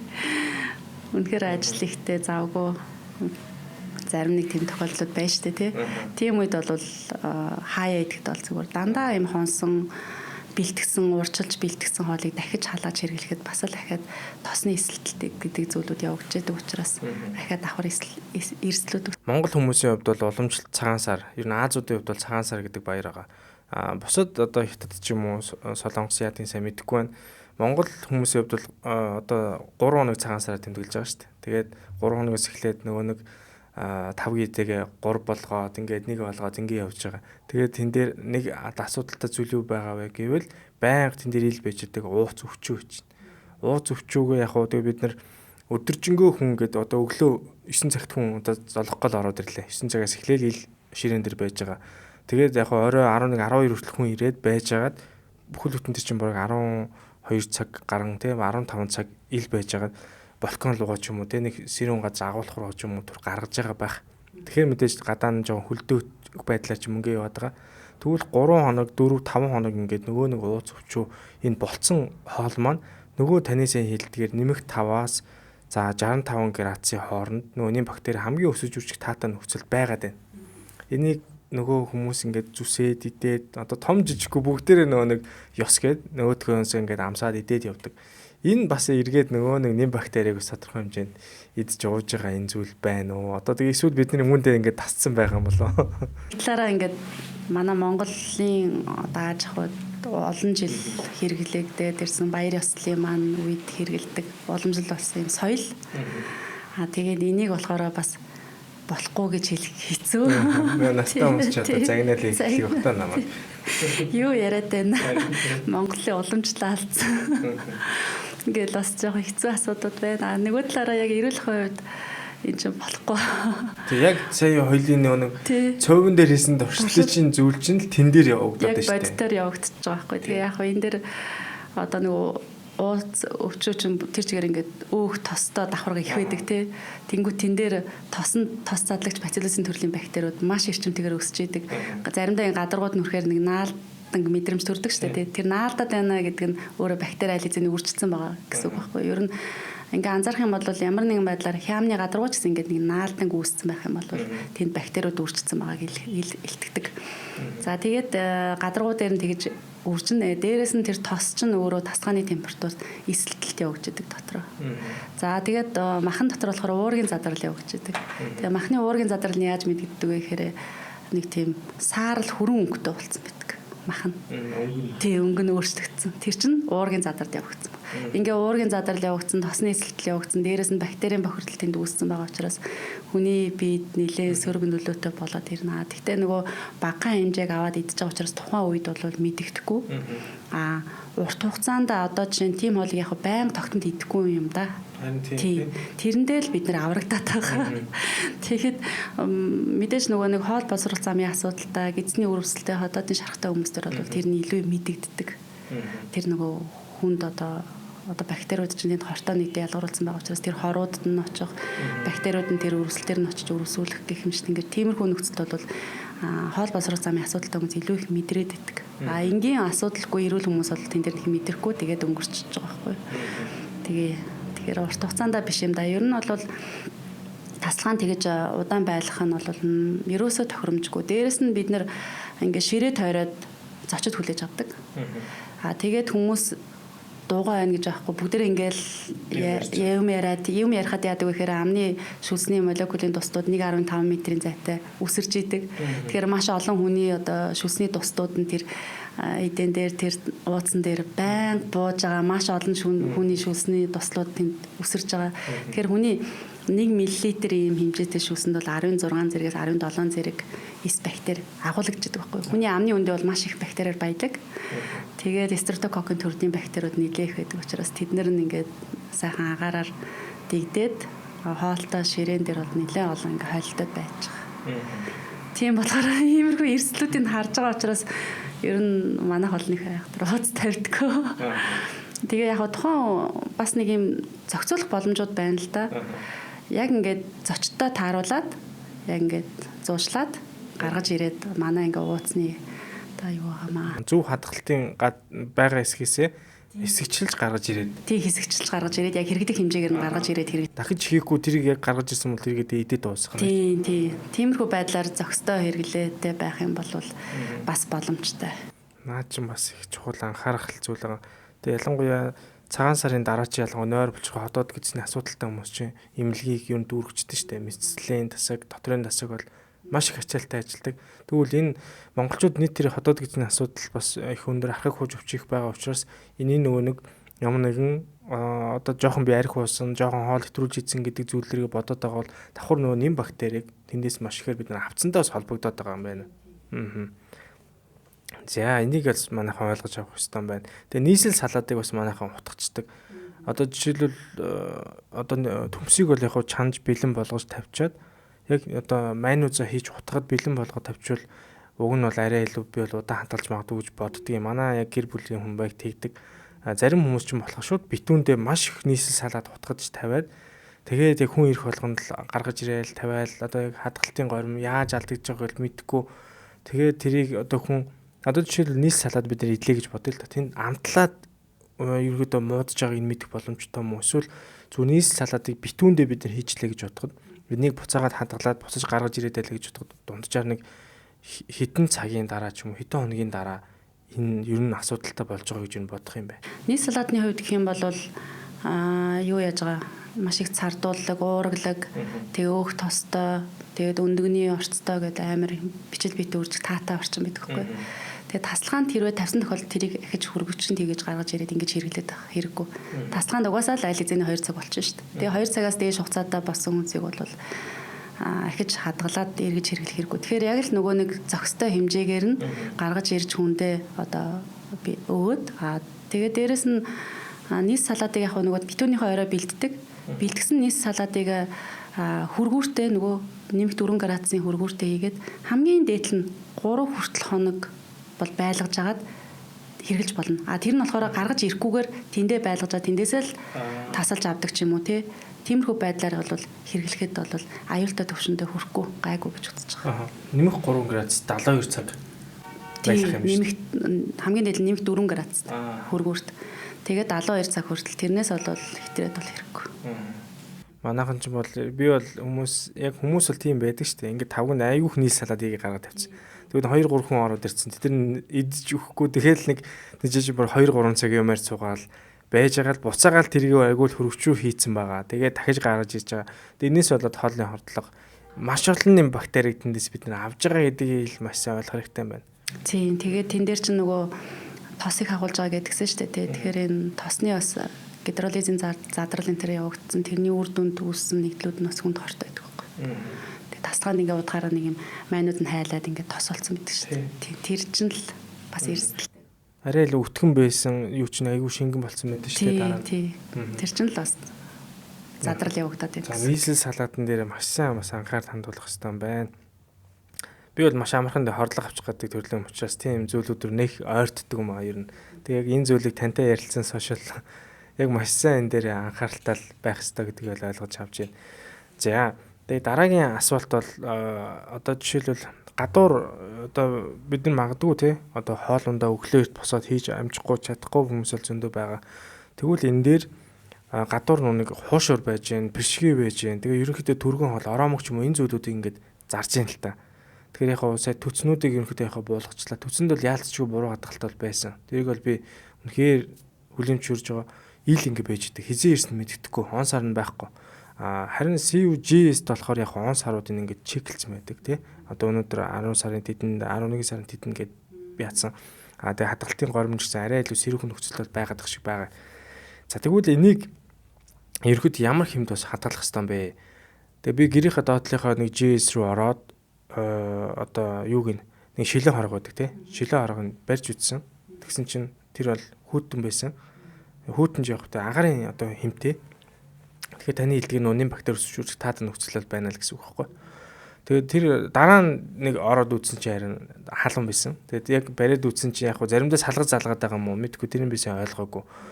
Яг энд одоо жишээлбэл хадгалсан байжгаад одоо тэнд жишээлбэл тэр шилэн хоргон дотор бол нэг бол сэрүүхэн байх хэвээр юм уу? Эсвэл одоо тэр 65 градусаас илүү байж хадгалт нь тэр өдрөө хангалттай байх хэвээр юм уу? Та энэ талаар хэлж өгөөч. Ялангуяа энэ сүлжээ одоо GSC-үүд л одоо энэ зүйлүүд их байгаа. Хүмүүс тийш орж идэж ууж байгаа бол тэр одоо ажилуулж байгаа хүмүүс юун дээр нь илүү технологи дээр анхаарах хэвээр. Бидний хэрэглэгч талаасаа өөрсдөө хамгаалах талаасаа яаж тэрийг мэдэх боломжтой юм бэ? Сүлжээ төргөн хоолны салбарууд гэж хэлэх юм уу, иймэрхүү буфет хоолоор үйлчж байгаа газрууд дээр бол хяналтууд бол байнга хийгдэж байгаа. Тэн дээр температурын шалгалтууд бол байнга хийгддэг байхгүй. Нөгөө термометр, гүний термометр нь хэр байна, хөрөгчний температур нь хэр байна, тэр халуун боловсрол хийж байгаа тосны температур нь хэр байна, тэр жигнэж байгаа жигнүүрийн температур нь, хадгалж байгаа нөхцөлийн температур нь хэр байна гэдээ байнгын ууланд тэднэр дээр шалгалт яваад тийм дээр анхааруулж идэв. Тэгээд манайхан болохоор жоохон хинэггүй хандаад байгаа байхгүй. Тогтмол тэрийгэ барихгүй. Шалгалтын зориулаад зарим яагаад вэ тийм. Яг шалгалт ирлэгингүүт нь гялс тааруулчаал. Тэгэл тэрийгээ яг тогтмол яг хянихгүй байна. Ер нь бол энэ дээр бол айгүй өндөр хяналтууд байх хэвээр. Ялангуяа за одоо жишээ нь тосон дээр одоо хуушуур пиршгэ хайрж байгаа шарсан төмс хийж байгаа газрын тосны температурыг бол 180 градусаас ихтүүлдэггүй. Ихтүүлдэггүй байх хэвээр. Тэгэх юм бол 180 градус буюу 200 градусаас дээш температуртай халаад ах юм бол тэнд тосны термик задрал, тосны полимержилт гихмшлингээр ингээд транстос үүсэх гээд хортой нийлүүд үүсэж эхэлдэг байхгүй юу.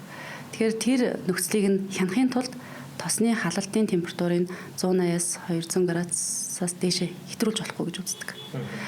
Дээрэс нь одоо яг тэр нөгөө нэг халуун наранд барьж байгаа халуун баригч дотроо 70 градусаас доошоо буулгаж болохгүй.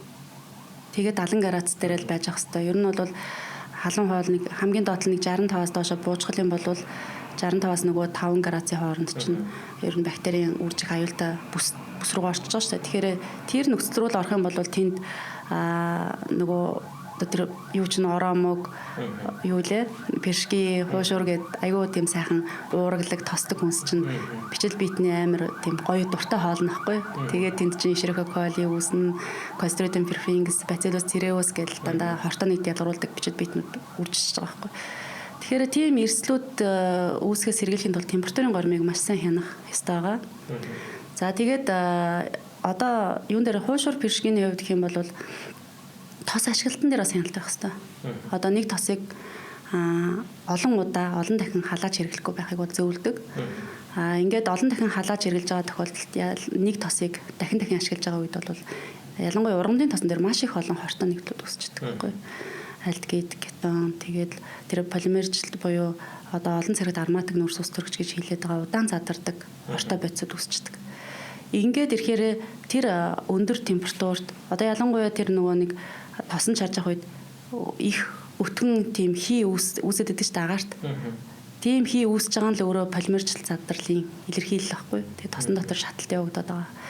За тэгээд дээрэс нь тоснуудын тэр smoke points гэж үүдэг. Энэ дээр нь болохоор тэр ургамлын тосных ялангуяа 200-аас дээш градустай болонгод smoke point буюу шаталтын цэгтээ хүрчдэг. Тэр үед яадаг вэ гэхээр бас л хүний эрүүл мэндэд сөрөг нөлөө үзүүлэх хор тавдрын эсийг идэвхжүүлэх тийм нэгдлүүд үүсчдэг.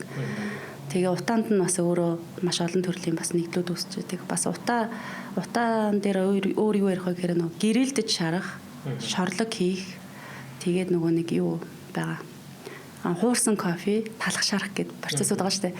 Эднэрийн процесс юу болдог вэ гэхээр утаанд нь тэр олон царагт ароматик нүүрс ус төрөгч буюу диоксин, полихлорид, бифенил, бензоаприн гэдэг бодисууд үүсдэг. Энэ бодисууд маань юу болдог вэ гэхээр хүний биед маш урт хугацаанд хоримтлагддаг, био хоримтлал болдог.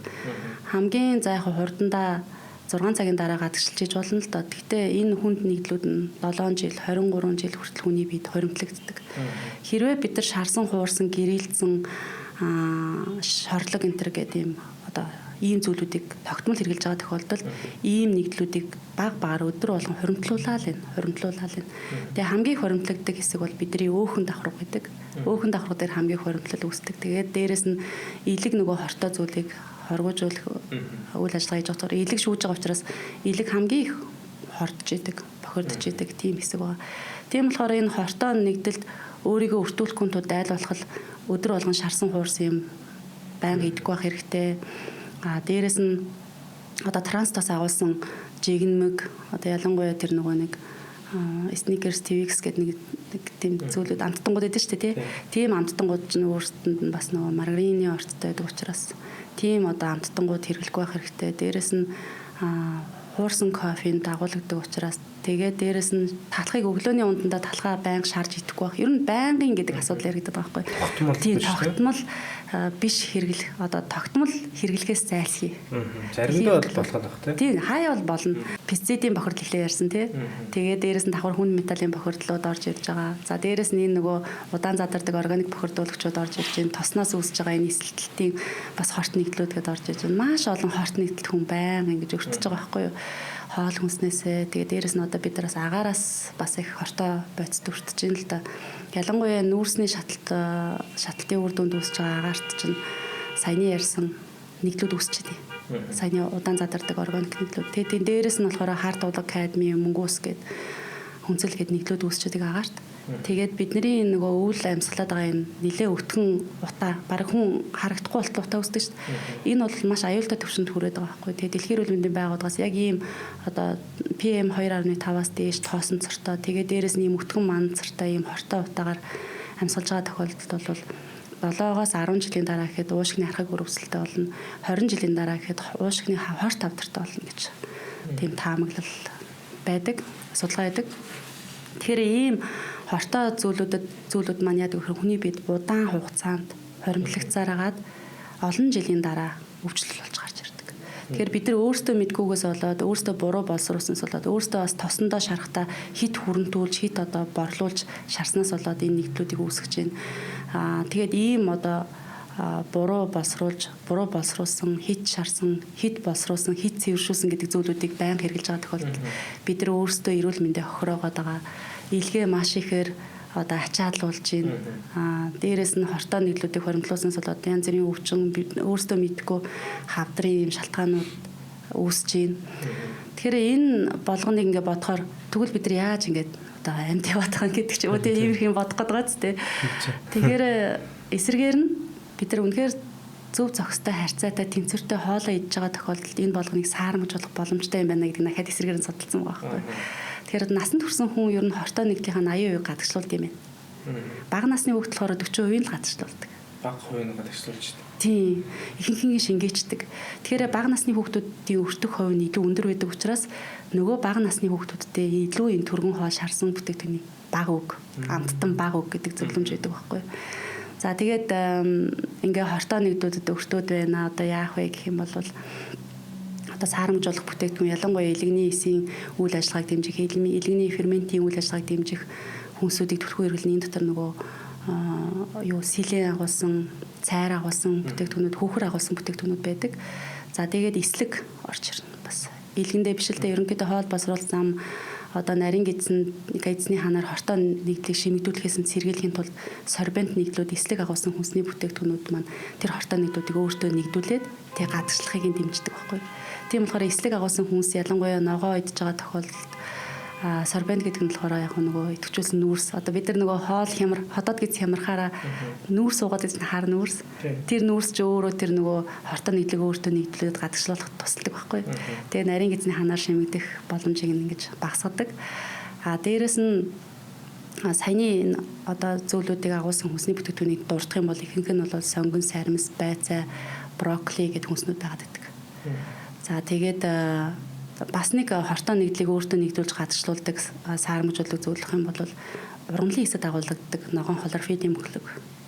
Тэгэхээр хлорофиллийн мөхлөг хортой нэгдлийг өөртөө нэгдүүлээд бас гадагшлуулахыг дэмждэг учраас бид нар ногоон өнгийн хүнсний ногоо сонгож идэх шаардлагатай очиж байгаа байхгүй. Тэн дээр нь бас нөгөө бууцаа, брокколи гэдэг ногоон өнгийн ногоонуудаа төгтгөө хэрглэж байгаа юм бол хортой бодисоос өөрийгөө саарамжуулах юм боломжтой байдаг. За бидний хувьд хамгийн одоо тохиромжтой, хамгийн одоо сайн хорийг гадагшлуулах хүнс бол сүү цагаатай. Ялангуяа эсэг цагаатай орно. Энэ дотроо тараг, айраг, хоормог гэдэг.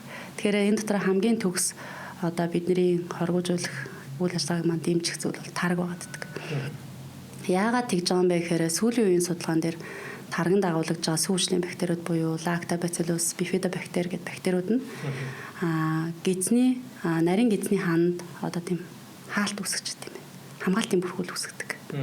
Тийм болохоор хортой нэгдэл нарийн гидсний ханаар шимэгдээд хэлгэн дээр очиж эсээр тарах тэр боломжийг нь бол хааж өгч байгаа. За дээрэс нь нөгөө бидний нарийн гидсээр ингээд саадгууд амжицсан бүдүүн гидсэн дээр одоо хортой нэгдлүүд очих гээд байна шүү дээ. Тэнгүүд бүдүүн гидсэн дээр хортой нэгдлүүд очингууд нь нөгөө саяны сүүжлийн бактериуд буюу Lactobacillus bifidobacteriud маань тэнд хортой нэглүүдийг саарамжуулах, хоргоожуулах гэдэг үйл ажиллагаануудыг хийж идэг. За тэгээд бүх тэнцвэртэй орчныг үүсгэж идэг учраас за дээрэс нь тэр нөгөө саяны бичил битнүүд маань болохоор хүний дархлааг дэмжих тийм бодисуудыг бас бүдүүн гэсэн дээр нийлгэжүүлж идэг. За нөгөө түрүү ярьсан нөгөө B12 энэ төр гэдээсэн шүү дээ K2 гэдэг. Тэр амин дэмүүдийг тэнд бас нийлгэж идэг. Тийм учраас дархлааны эсийг идэвхжүүлэх юу гэмдэ дархлааны тэнцвэртэй байдлыг хадгалах тийм нэглүүдийг нийлгэжүүлэхээс гадна хамгаалтын нэглүүдийг нийлгэжүүлж гин бодисын солилцоог эрчимжүүлэх нэглийг нийлгэжүүлж гин гэх мэтлэнгээр нэлээд чухал үүргүүдийг тэнд гүйцэтгэж байгаа учраас бас бүдүүн гэсэн дээрх пробиотикийн үүрэг оролцоо амар их байгаа. Тэгэхээр ингээд нөгөө нэг хоргоожуулах, саарамжуулах, гадагшлуулах боломжуудыг маань бид нэр өөрөө мэдгүйгээр бие организм нь хийж идэг. Тэгэхээр 80% нь гадагшилж байгаа гэж тэн дээр байгаа. Тэгээд дээрэс нь яг хар тулганы бохирлын хувьд юм бол кальциар баялаг, төмрөөр баялаг хүнсийг бас түлхүү хэрэглэхийг зөвлөдөг. Яагаад гэвэл төмөр багтаа хоол хүнс хэрэглэж байгаа тохиолдолд цус нөгөө төмрийг таньж авахтаа андуураад хар тулгыг өөртөө холбоод бодисын солилцоонд ашигтай явчихдаг юм байна. Тэгэхээр төмөр их хэрэглэж байгаа тохиолдолд төмрийн агуулмж ихтэй үед бол хар тулга бие шимэгдэх нь багасчдаг. Тэгэхээр бие цаашаа шимэгдүүлэхгүйгээр гадагшлуулах юм боломжтой байгаа учраас төмрийн агуулмж ихтэй хоол хүнс, кальциар баялаг хоол хүнс. За тэгээд хамгийн нэг номер чинь С аминдын буюу антиоксидант баялаг юм хоол хүнсийг түлхүү хэрэглэж авах юм бол хортой нэгдийг саарамжуулах, гадагшлуулахын дэмжих юм боломжтой. Тийм болохоор л тэгээд бас гайгүй яваад байгаа гэж хэлж болно. Бас дээрэс нь бичил биетнүүдийн үүсгдэг хор гэж түрүү ярьсан шүү дээ. Тэрнтэй холбоотой нэг бас бидний мэдгүй нэг хор байна. Яг ерөнхийдөө хүмүүс бол гадарлан л да хөгцөн мөгөнцөр гэдэг. Хөгцөн мөгөнцрийн бохирдлыг бид нар ингээд ааруулны гадаргуу дээр ч юм уу бэлтгэгний гадаргуу дээр ингээд хөгцөн мөгөнцөр уурахаар бид нар хусаад ингээд идчихдэг байсан шүү дээ. Тэгсэн чинь тэн дотор болохоор юу явагдаж идэг вэ гэхээр гадаргуу дээр нь бид нар тэр зүйл байна гэж боддог байсан байгаа байхгүй юу? Тийм биш. Хөгц мөгөнцрийн их бие нөөрөө тэр зүйлийн дотор үйждэг. Их бие нөөрөө ингэж гүйцэд мицелүүд нь ургаж ингэж хансныхаа дараа за үр удмаа үлдээе гэд споруудаа тараах зорилготойгоор гарч ирсэн гадаргуу дээр гарч ирсэн бие нөхгүй юу? Тэгээ гадаргуу дээр гарч ирсэн тэр харагдаад байгаа биднэрт харагдаад байгаа зүйл нь болохоор спороо тараах гэж гарч ирсэн зүйл нь. Тэгэхээр яг их бие нь бол тэр ааруулан дотор юм уу тэр бэлтгэн дотор байгаа битүү ургасан мицелүүдийн дотор байгаа. Тэгэхээр тэр мицелүүд дээр адилхан жишээ авах юм бол мөөгний хүрээ гэж байдаг шүү дээ. Монголчууд бид нар нөө мэддэг те. Мөөгний хүрээ гэл ихтэл ингээд ногоон тод хүрээ үүсчихсэн. Яг бороо орсны дараа бүгдээр гараад ирдэг цагаан мөөгнүүд. Тэр нь яаж байгаа юм бэ гэхээр тэр дотор хүрээ тойрог үүсээд байна гэдэг чинь мөөгний мицелүүд нь л их биеийн тэн дотор байгаад байгаа. Бие биентэй холбогдоод тойроод дүүрээд байгаа. Хөрсөн дотор. Тийм хөрсөн дотроо дүүрээд байгаа. Тэгээд за үр удмаа үлдээ үржлээ явуулъя гэсэн үед мөөг нь гарч ирээд тэгээ мөөгний малган доторх спорууд нь гадаа ингээд тардаг. Тийм ажилдаа хийж байгаа байхгүй юу. Тэгэхээр тийм тэрнтэй адилхан яг хөгс мөөгөнцөр нь яг их бие нь бол дотроо хансныхаа дараа ил гарч ирдэг. Тэгэхээр бидний нүдэнд харагдахгүй тэр дотроо дүүрж явах явцдаа хөгс мөөгөнцрүүд нь микотоксингийн хор ялгаруулж идэг. Тэгэхээр микотоксин дотор афлатоксин гэдэг хамгийн илүү хортой. Хэрвээ афлатоксин гэдэг хороор нь бохирдж байгаа тохиолдолд шууд хавдар үүсгэх хэм эрсдлүүд нэмэгдэж идэг.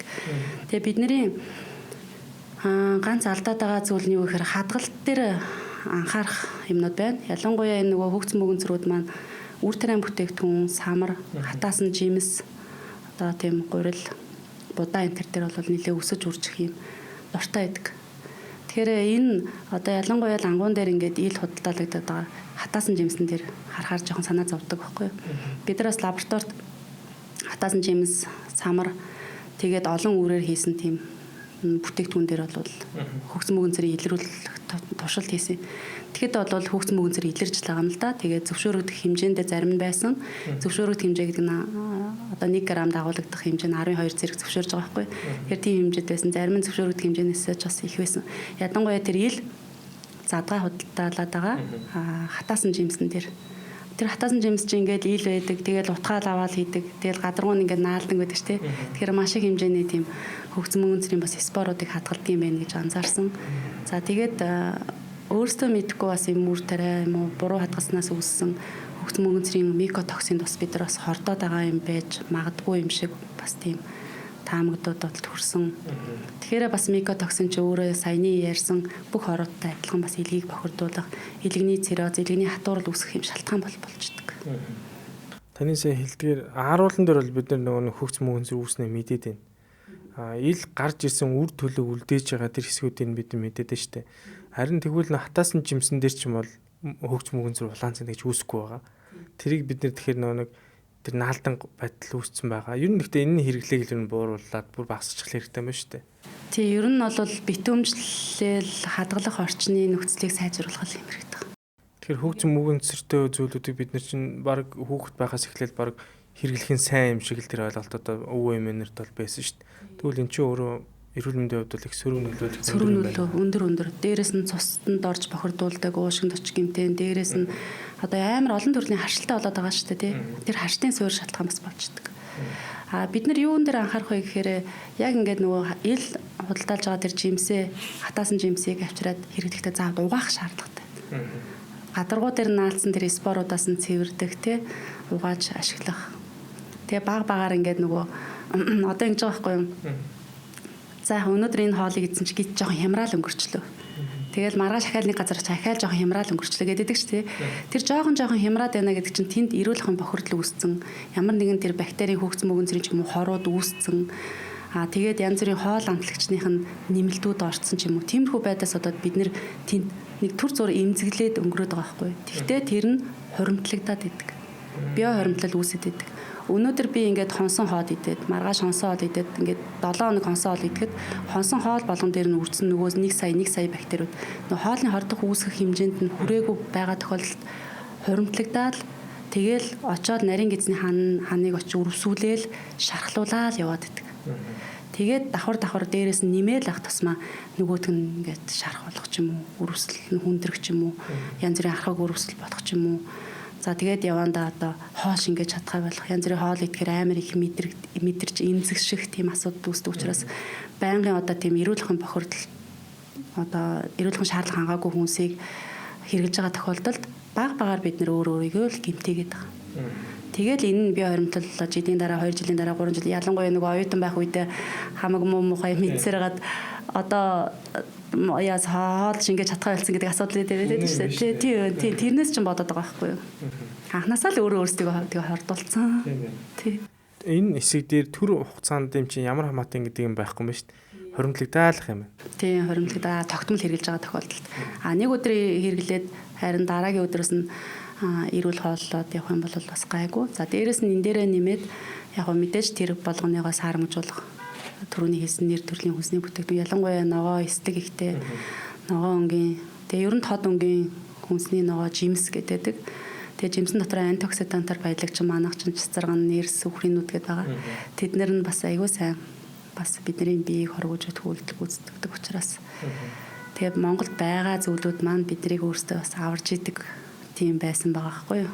Бүгдэрсэн талхан дээр хүртэл одоо дэлгүүрд тийм байдаг шүү дээ. Анзааруугаа авцсан хит хитэн талх идэл ингээ харсан чи завсарт нь хөгц мөгөн зэрэг үүссэн байгаад байгаа бол тэн дотор ирэхэд аль дээр тэр хөгц мөгөн зэрийн орчин бий болсон ба шүү дээ. Гэр нь бий болсон. Тийм мэдээлүүд найлзын тараад хор ялгар болсон ба.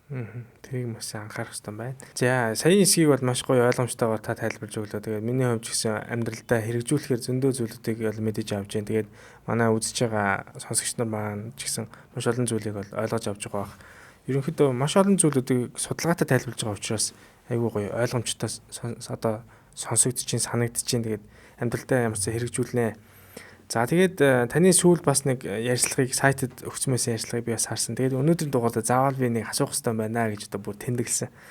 Тэр болохоор бидний аягны альчуур за тэгээд аяг уудаг порлон спонжууд байгаа шүү дээ тий. Эднэрийг бид нэр яг анзаарах байдал нь барагтаал тийм урд солихгүй байгаа да. Ер нь дийлийнх нь л ингээд яг сайн өөрөөсөө угаагаад ингээд тавьж байгаа ч гэсэн тэнд маш нэм бактери бол өсөж үржигдсэн л байгаа бах. Энэ талаар таас хэлж өгөөш. Ер нь аяг уугах одоо спонж одоо хэрэглэх ёстой мó, альчуур ер нь хэрэглэх ёстой мó. За хэрэглүүл зөв талаас нь бид нар яаж хэрэглэх ёстой? Энд ямар асуудлууд үүсээд байгаа юм бэ? Цэвэрхэн байх гал одоо тийм зүйлүүд цэвэрлэгээний материалууд ашиглаад байгаа шүү дээ, тий. Тэгээ цэвэрлэгээний материалуудаа өөрсдөө бас зохистой зөв хэрэглэх юм шаардлагатай болчиход байгаа. Яагаад гэвэл айлуудаар явж байхад ерөнхийдөө бол бид нараас айлуудаар нэг судалгаа хийж явдаг байхгүй. Тэгж яхад маш их ингээд нөгөө алчуурынгийн алчуурууд нөмхөрцөн ингээд бүр ингээд нэг гэрэлт харахад амар олон ингээд цоорцсон бүр маарал шиг болтол нь хэргэлцсэн. Тийм тэгээд бүр өмхөрүүлсэн порлонууд нь бас амар тийм нойтон өмхийн энэ төр байгаад идэг айлууд байдаг байхгүй. Тэгэхээр энэ бол өөрөө эргээгээд эрсдэл болчдөг. Дахиад нөгөө саяны ярьсан бичит битний бохирдол буюу бактерийн бохирдол, төгс мөгөзрийн бохирдол тэнд үүсчдэг. Ялангуяа порлоны хувьд болохоор порлон ч өөрөө тийм сэрэг орчинтой, дээрэс нь байнга тос угаахад ашиглаж байгаа. Тэгэнгүүт порлоны доторх орчинд нь тос ингээд нэвчин, дээрэс нь уургийн үлдэгдэл үүснэ. Тэгээд нөгөө цардуулын мөхлгүүд очиж байрлна гэх мэтлэнгээр эргээгээд тэрийг самдаж угаасан ч арилахгүй зүйлүүд дотор нь хуримтлагддаг порлон дотор.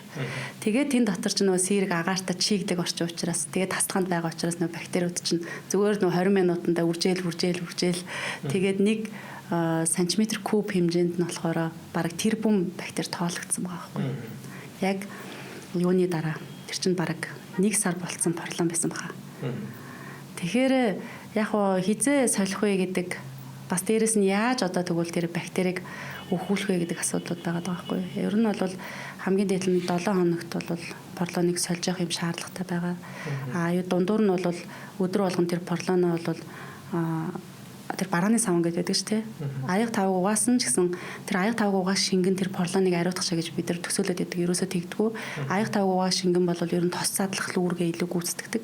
Тийм болохоор тэр порлоныг тэр янз бүрийн бохирдоос нь саарамж болохын тулд өдөрт хэрэгснийхаа дараа оройн ч юм уу те маш сайн барааны савнгаар угаагаад маш сайн базаад тийм нэг чикгүй болох хэрэгтэй. Чикгүй. Тэгээд ийм газараас хүндий ийм газар порлоныг тавьж хатааж хонолох юм бол бохирдол бага явагдана. Дээрэс нь ингээ 2 хоног 3 хоног болоод ирэнгүүт угсаа аяндаа тэр нэг тийм эвгүй өнөртэй болох тийм үү барихад ингээд наалдан болох тийм шинжлэх биелрээд байдаг байхгүй. Тэр үед нь бол буцсан усанд байлгахад бол 1-2 минут буслахад бол бас бактериуд үхнэ. За дээрэс нь нэлээд сайн мэдээж барааны савнгаар угааж агаад буслах юм бол илүү нянг устгах чадна. Мөн одоо нөгөө нэг богино долгионы 100 ч гэсэн 1 минут 2 минут байлгахад бол бас хангалттай бактериудыг устгах өгүүлэх юм боломжтой байна л да. Тэгээд дээрэс нь порлон дээр нэг анзаарах юм нь юу гэхээр бас тэн дээр хатуу гадаргууг үрэх тийм хатуу давхар байдаг штэ. Тэр нь ингээд бүр ингээд сарзаагаад сэмэрцэн урагдцсан энэ төр гадаг. Тэрийг бол бүр шууд хаях хэрэгтэй. Тэндээс маш жижиг хэмжээтэй тийм утасцрууд те нөгөө нийлэг материалууд чинь аяганд наалдах, тогооны дотор үлдэх, тэгээ бидний хоол босролт замаар орох энэ төргээл одоо сүүлийн үед нөгөө хувцрын ширхэгцэр хүнд эрүүл мэндийн нөхцөлөөр нөлөөлөд байгаа шиг яг тэр нөгөө порлоны тийм ширхгүүд нь салж эхэлдэг байхгүй. Тийм болохоор 7-оос дээш хоногийн хугацаанд хэрэгж байгаа тохиолдолд мэдээж нэгдүгürt нь бактерийн бичит битний бохирдол өртгөн байна. Дээрэс нь тэр нөгөө нэг нийлэг материалын ширхэгт бол өртөөд эхэлж байгаа байхгүй. Тэгэхээр ер нь бол байнгын л одоо цэвэрхэн байлгах, хуурай байлгах, усын сайн мушгиж тавьж байгаа, сайн хатааж байгаа агааргүй юу хуурай одоо нэг чиглэгийн агуулмжийг бууруулж байгаа тохиолдолд энэ усны идэвхийг бууруулж байгаа гэж бодож байгаа. Тийм усны идэвхийг бууруулсан тохиолдолд бактериуд нэг амар үржээд идэггүй. Тэгээ порлон дээр болохоор яг хөгц мөгөнцөр үүсний яаж мэдхүүгээр нэг жоохон саарл өнгөтэй болсон байт. Тийм бол хөгц мөгөнцөр тийм дотор үржигдсэн байгаа гэж үзэж болно. Тэгээл нойтон порлоноо ингээд тавьж байгаа тохиолдолд одоо нөгөө бактериуд ч бас тэр авийн ойр орчинд нэг юм 50 см-ийн хэмжээтэй бол шилжээд бусад орчноо бохирдуулаад байх юм боломжтой байхгүй. Тэгэл нэг порлонд хүрээл тавьсан гараараа хөргөчний байруул барих, плетгээ барих, бусад сав судгаа барихад тэр бактериудыг тэр хаваар ойр орчмоор тараагаад явах юм эрсдүүд байгаа. Тэгээ юмны гадаргуу дээр ч нөгөө бактериуд чинь 7 хоног заримдаа тэр гадаргуу ингээд жоохон тийм зууралдаг, тостлог байх юм бол бүр удаа 1 сар хүртэл байж идэг байхгүй. Тэгэхээр бактериудыг ингээд энэ тэнд тараах тийм эрсдэл сэргийлэхийн тулд цэвэрлэгээ, тэгээ тэр хэрэглээ зохистой хэрэглээ амар чухал байгаа. Тийм тэн дээр нэг тийм бас судалгаа бас лабораториас хийж үзсэн. Ер нь олон улсын судалгаа ч гэсэн байгаад байна. Энд ч яг айлчгүй амьдралд орох юм байгаа шүү дээ. Олон хүмүүс тэн дээр л алдаж байгаа хаа. Тийм тэгэл ер нь бол тослог гадаргуу үүсэх ер нь ингээд хүрэхэд наалдаг байна гэдэг чинь л тэн дээр бактери үржих тийм орчин нөхцөл нь аягүй сайн үүсчихэж байгаа учраас тиймэрхүү тослог гадаргууг айл болох байхгүй сайн цэвэрлэх юм шаардлагатай байна. За тэгвэл ямар ч сан аягны алчуур аяг угаах порлоноо бол бид нар яаж ариутгах, яаж хэрэглэх талаар ер нь хэрэглээ өндөр байгаа бол 7 хоноод нэг бид нар солилцсон байхад бол зүгээр юм биш үү? Маш удаан л хэрэгжилж байгаа доо ер нь айлууд хэлэх. Угаасаа л нэг савлгаанд 10-20-оос савлагдсан байдаг шүү дээ. Тэгээд тэр чинь ойр ойрхон солих учраас тийм байгаа. Дээрээс нь бидний бас нэг алдаатай зүйл нь юу гэхээр нэг удаагийн гэдэг ямиг аюу олон удаа эргэлдэг. Тэгээд нэг удаагийн гэдэг дээр бас нэг удаагийн аяга, нэг удаагийн сав суулга гэдэг нэг унсар савнууд байгаа шүү дээ. Тэрийг бас нэг удаа биш хэрэглээд идэг. Бүр дэлхийн эрүүл мэндийн байгууллагаас хүртэл нэг удаагийн аягыг өдөрт хамгийн дээд нь 3 удаа хэрэглэнэ гэдэг зөвлөмж өгдөг байхгүй. Тэгээд нэг удаагийн аяганд халуун цай ууж байгаа тохиолдолд тэрийг нэг л удаа тэгж хэрэглэж байгаа. Хоёр дахь удаа халуун цай игээд уухад тэр цаасны ширхгүүд нь задарч эхэлнэ. Дээрээс нь нэг удаагийн аягны ёроолыг наасан цав, хооронд нь ингэж имхэрдэж наасан цавуунд нь агуулж байгаа хүнд металлууд нь шингэндээ нэвчиж эхэлнэ. Тийм болохоор цаасны ширхгүүд одоо микрон хэмжээгээр нэрэд байгаа юм л да. 25 сая микрон хэмжээ хүний биед орж эхэлдэг юм байна гэдэг судалгаагаа. Дээрээс нь цавуунд агуулж байгаа хар тулгын хүртэл хүний биед шижиж эхэлж байна гэдэг тийм судалгаас ахгүй. Тэгэхээр нэг удаагийн аягыг нэг л удаа хэрэглэнэ. Ахин дахин шингэн хийгээд ээж болохгүй. Дээрээс нь энэ нэг удаагийн нэг усны савнууд байна шүү дээ. Эдрийг бас нэг л удаа хэрэглэнэ. Ахаад нөгөө бүлээн цай ус хийгээд хэрэглэх тусмаа энэний хунцар материалууд нь шилжих нөгөө формальдгид гээд бусад нэгдлүүд нь задрах юм үүсгэлүүд явагддаг учраас тэгээ бид нар ахиж ашиглаад идэг. Тэгээд дээрэс нь нэг удаагийн тэр савнд пэйжэнд одоо богино долгионы зоохонд хийж халаагаад идэг штэ. Тэр бол амар эрсдэлтэй. Тэгэхээр нөгөө богино долгионы зоохонд хийхдээ анзаарах зүйл нь юу вэ гэхээр PP5 гэсэн тэмдэглэгээтэй хувцрыг л тэнд хийж болно. Эсвэл шилэн материал одоо шаазан материалыг ашиглаад богино долгионы зоохонд халааж болно. Бусад материалууд маань ер нь богино долгионы зоохонд цацрагийн нөлөөгөөр задраад хүнсний бүтээгдэхүүнтэй шилждэг учраас нэг удаагийн тэр материалыг цаасан материал, хувцар материалыг бол богино долгионы зоохонд хийж халаахад бол эрсдэл үүсдэг гэж үздэг. Хоол хүнсээрээ дамжаад бид тэр эрсдлүүд аавна. Дээрээс нь нөгөө цэнхэр канистр 1 тонны савнууд байгаа гэдэг шүү дээ тий. Тэрний бас материалаас нь формальдгид тийм бохирдол илэрж ийн гэдэг нь судалгаа байдаг байхгүй. Тэр нь яагаад гэж байгаа гэсэн чинь дэлхийн нийтээр формальдгид гэдэг бодисны хэрэглээ аяга өндөр юм байна. Гоо сайхны бүтээгдэхүүн, үйлдвэр, барилгын материалд хүртэл формальдгидийн агуулмж ордог. Тэгээ дээрэс нь бас хүүхдийн тоглоомонд хувцар материалд ордог юм байна. Тэр нөгөө нэг гүйшэ гэдэг юм нэг бацхаар буцаар хэвэндээ ордог нэг тоглоом байдаг шүү дээ. Тэр мөрөн чи формальдгид амар их орд юм байна.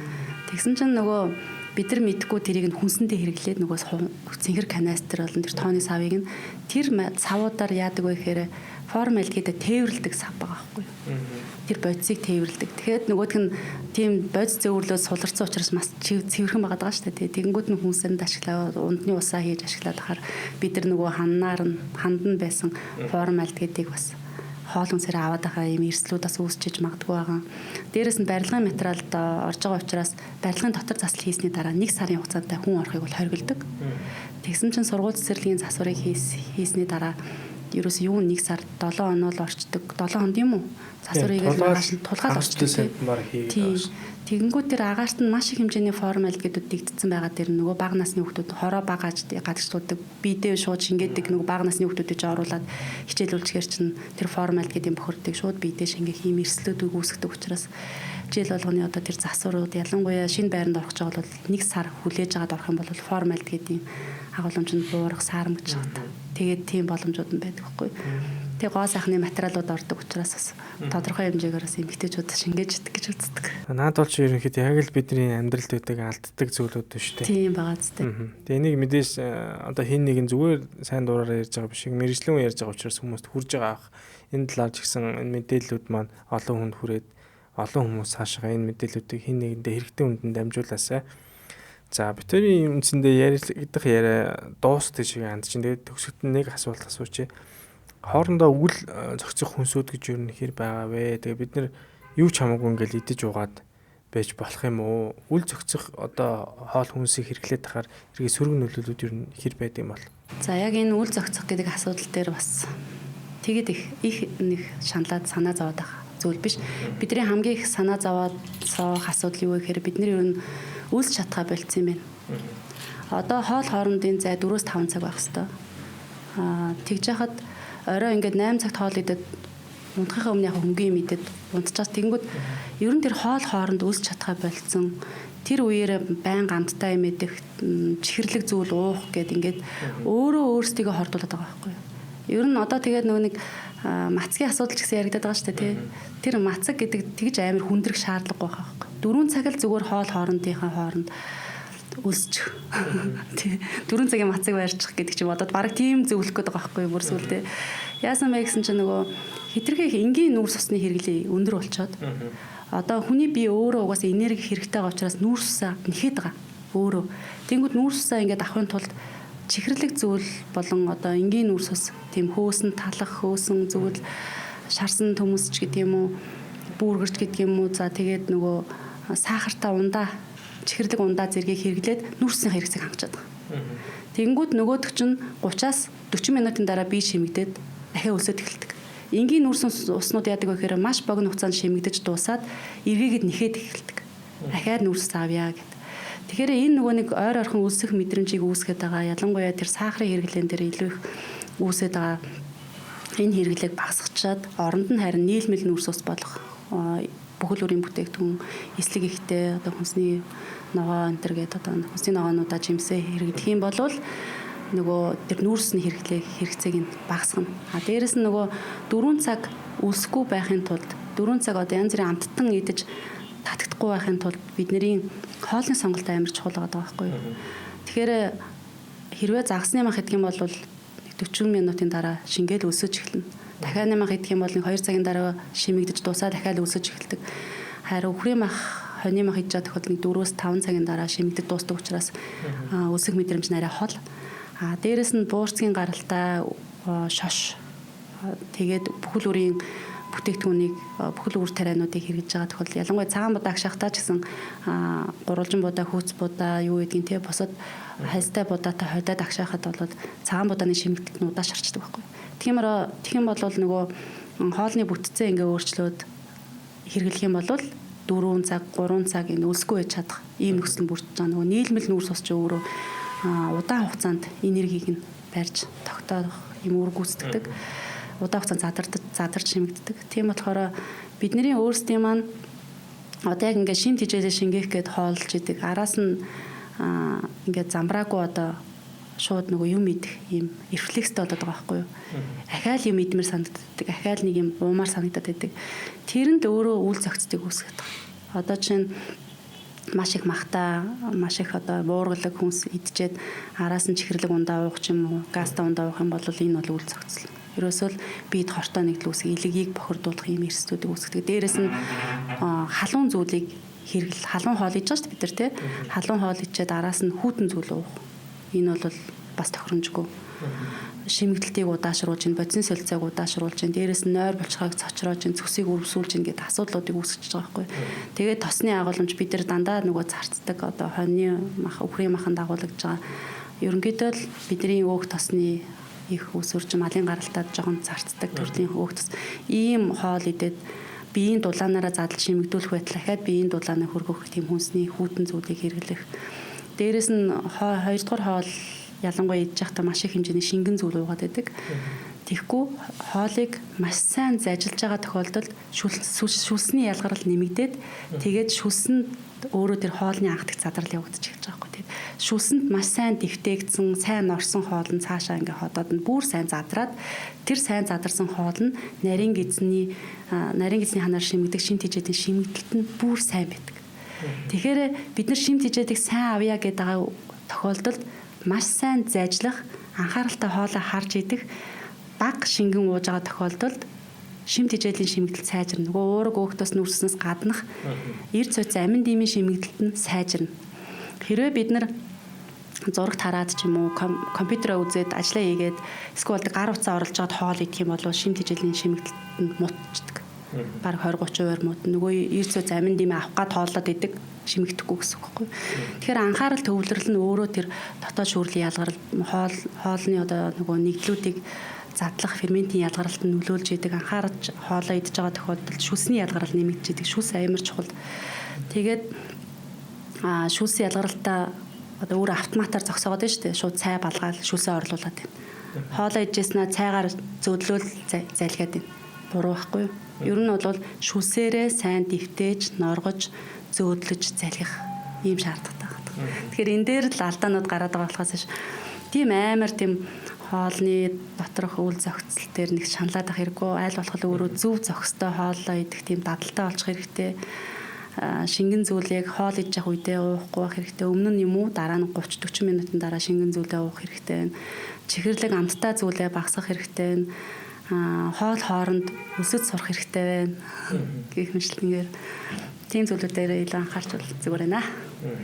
За тэгээ бид бүхний ярьж байгаа ярилцлага маань маш гоё олон мэдээлэл, олон судалгааны дагуу яригдсан зүйлүүдийг амьдралын одоо таны зөв хий маягт одоо оруулах талаас маш энгийн үг хэллэгийг бол туулууш хэрэгжилж бол ярьлаа. Тэгээд миний хувьд ч гэсэн олон зүйлүүдийг бас амьдралдаа хэрэгжүүлэх талаасаа мэдэж авлаа.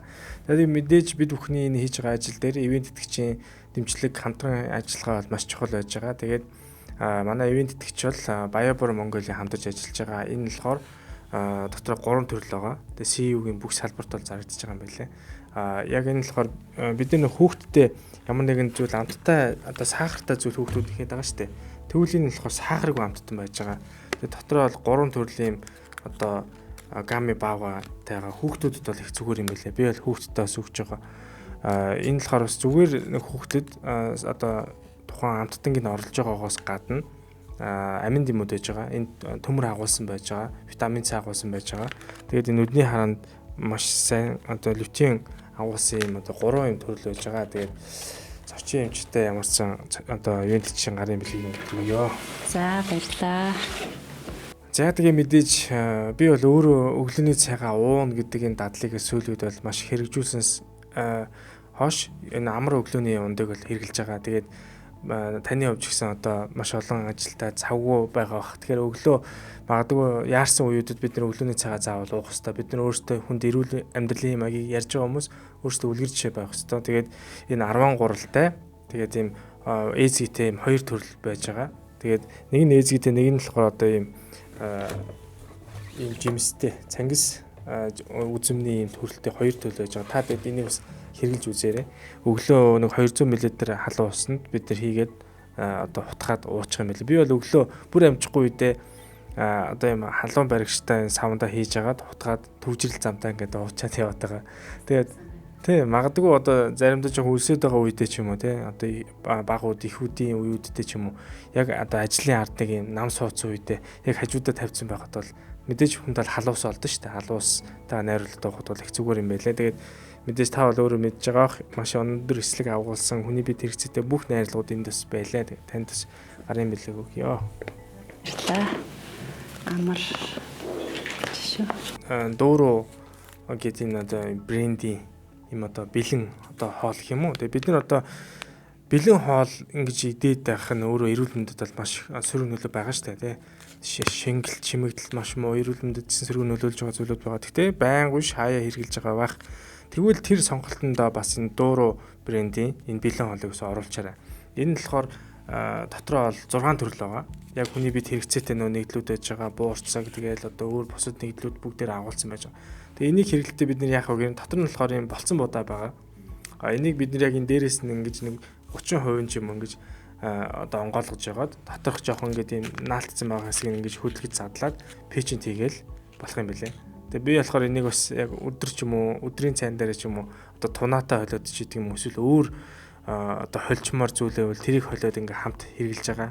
Имлэг дээр ингээ хэрэглэхээр бол өдийн хоолыг бол надад бас хаяа оруулж өгж байгаа юм зүйл байгаа. Мэдээж завгүй амьдралын юм маягийнхаа нэг сонголтод бас нэг оруулах зүгээр бах. Тэгээ зочин эмчтэй бас гарын мэлгийг өгье. Бараг 2 цаг орчим бид хоёр ярилцсан байна. Тэгээд бид хоёрын ярианд дуудлаар бид хоёрын амны цангааг бол мэдээж Vitafit компани шинээр гаргасан тайгын совд ус амны цангааг тайлслаа. Энэ устай холбоотой бас нэг мэдээлэл хүргээд энэ Булган аймгийн Хангал сумын хангаа нурууны маш их одоо хүний бие хэрэгцээтэй тэр эрцүүдийг бол хамт агуулсан юм ус байгаа юм байна. Энэ нь болохоор ийм бөмбөлөгтэй буюу газтай ус. Нөгөөх нь болохоор ягаан нь болохоор бөмбөлөггүй pH тэнцвэртэй буюу pH 7 ус байж байгаа. Тэгээд энэ усны хувьд бол одоо сая бүгд найрамдах ард улсад дэлхийн одоо маш өндөр зэрэглэлийн тэр усны экспо тэмцээн болсон юм байна. Тэгээд 65 төрлийн ус ингэж хамт оролцоод эндээс мөнгөн медаль хүртсэн юм байна. Тэгээд одоо яг тэргүүлэгч шүүгч нь хүртэл яг одоо Монгол улсад ийм гоё ус байгаа мó гэд айгүйх сонирхож асуусан байлаа. Тэгээд ийм гоё одоо ус бидний одоо амьдралын хэм маягт ингэж ойрхон байгаа учраас мэдээж гэртээ бид нар усаа шүүлтүүрээр хэрэглэж байгаа. Гадуур одоо явахдаа авахдаа энэ усан дунд сонголтод чинь хэрвээ тайган шовд ус байж бол аваад хэрэглүүлэх зүгээр юм байлээ шүү. Тэгээд өнөөдрийн дугаард ямарсан бид бүхний урилгыг хүлээж аваад цаг зав аваад зарцуулж ирсэн туул огчтой баярлалаа. Таны цаашдын ажилд бас өндрөөс өндөр амжилт хүсье. За баярлалаа. Та бүхний ажилд гэсэн амжилт хүсье. За баярлалаа. Тэгээд өнөөдөр бид бүхэн Монгол хүн болгон сонирхож үзэх тэр одоо таны амьдралын хэм маягт маш үнэтэй одоо тэр хувь нэмрийг оруулах зөвлөгөөнүүдийг бас өнөөдөр бид хоёр ярилцлаа. Энэ дундаас би бас өөрийнхөө амьдралд хэрэгжүүлэх зүйлүүдийг бол мэдэж авлаа. Тэгээд та бүхэн мэдээж одоо дуустал нь үзсэн бол яахаа мэдж байгаа. Доор нь комент бичээрэй, subscribe дарчаарай. Тэгээд мэдээж таалагдвал лайк дараад шеэр хийгээрэй. Тэгээд манай зочид маань өөрсдийнхөө орсон дугаарыг мэдээж тийшээ орж бол үзэж байгаа. Тэгээд тэн дээр туул багшийн маш олон шавнар байгаа. Хамтарч ажиллаж байгаа судалгааны багийнхан хүмүүс байгаа бах. За эсвэл туул багшийг өнөөдрийн дугаараар дамжуулаад анхудаа харж байгаа хүмүүс ч гэсэн танилцж авч байгаа бах. Туул багштай холбогдох одоо бас сувгийг би яг тэн дээр линк дээр бас оруулаад өгчин. Та бүхэн магадгүй сонирхож асуух зүйлээд гэх юм уу, хамтарч ажиллах судалгаатай холбоотой энэ зүйлүүд талаас нь бас холбогдвол би бас мэдээлэл энэ дээр оруулаад өгчий. Тэгээд өнөөдрийн дугаар дээр бид бүхэн хонсоо олын талаар маш гоё ерөөдөө базаж ярьлаа. Тэгээд өнөөдрийн дугаар дээр бол биологийн ухааны магистр, анагаахын шинжилгээ ухааны үндэсний их сургуулийн нийгмийн эрүүл мэндийн сургуулийн шимдэжээ судлалын тэнхимийн багш Нямбалын туул багш маань оролцлоо. Тэгээд та бүхэн дараагийн бас хэрэгцээтэй дугаараар одоо иргэн уулзтлаа. Түр баяртай.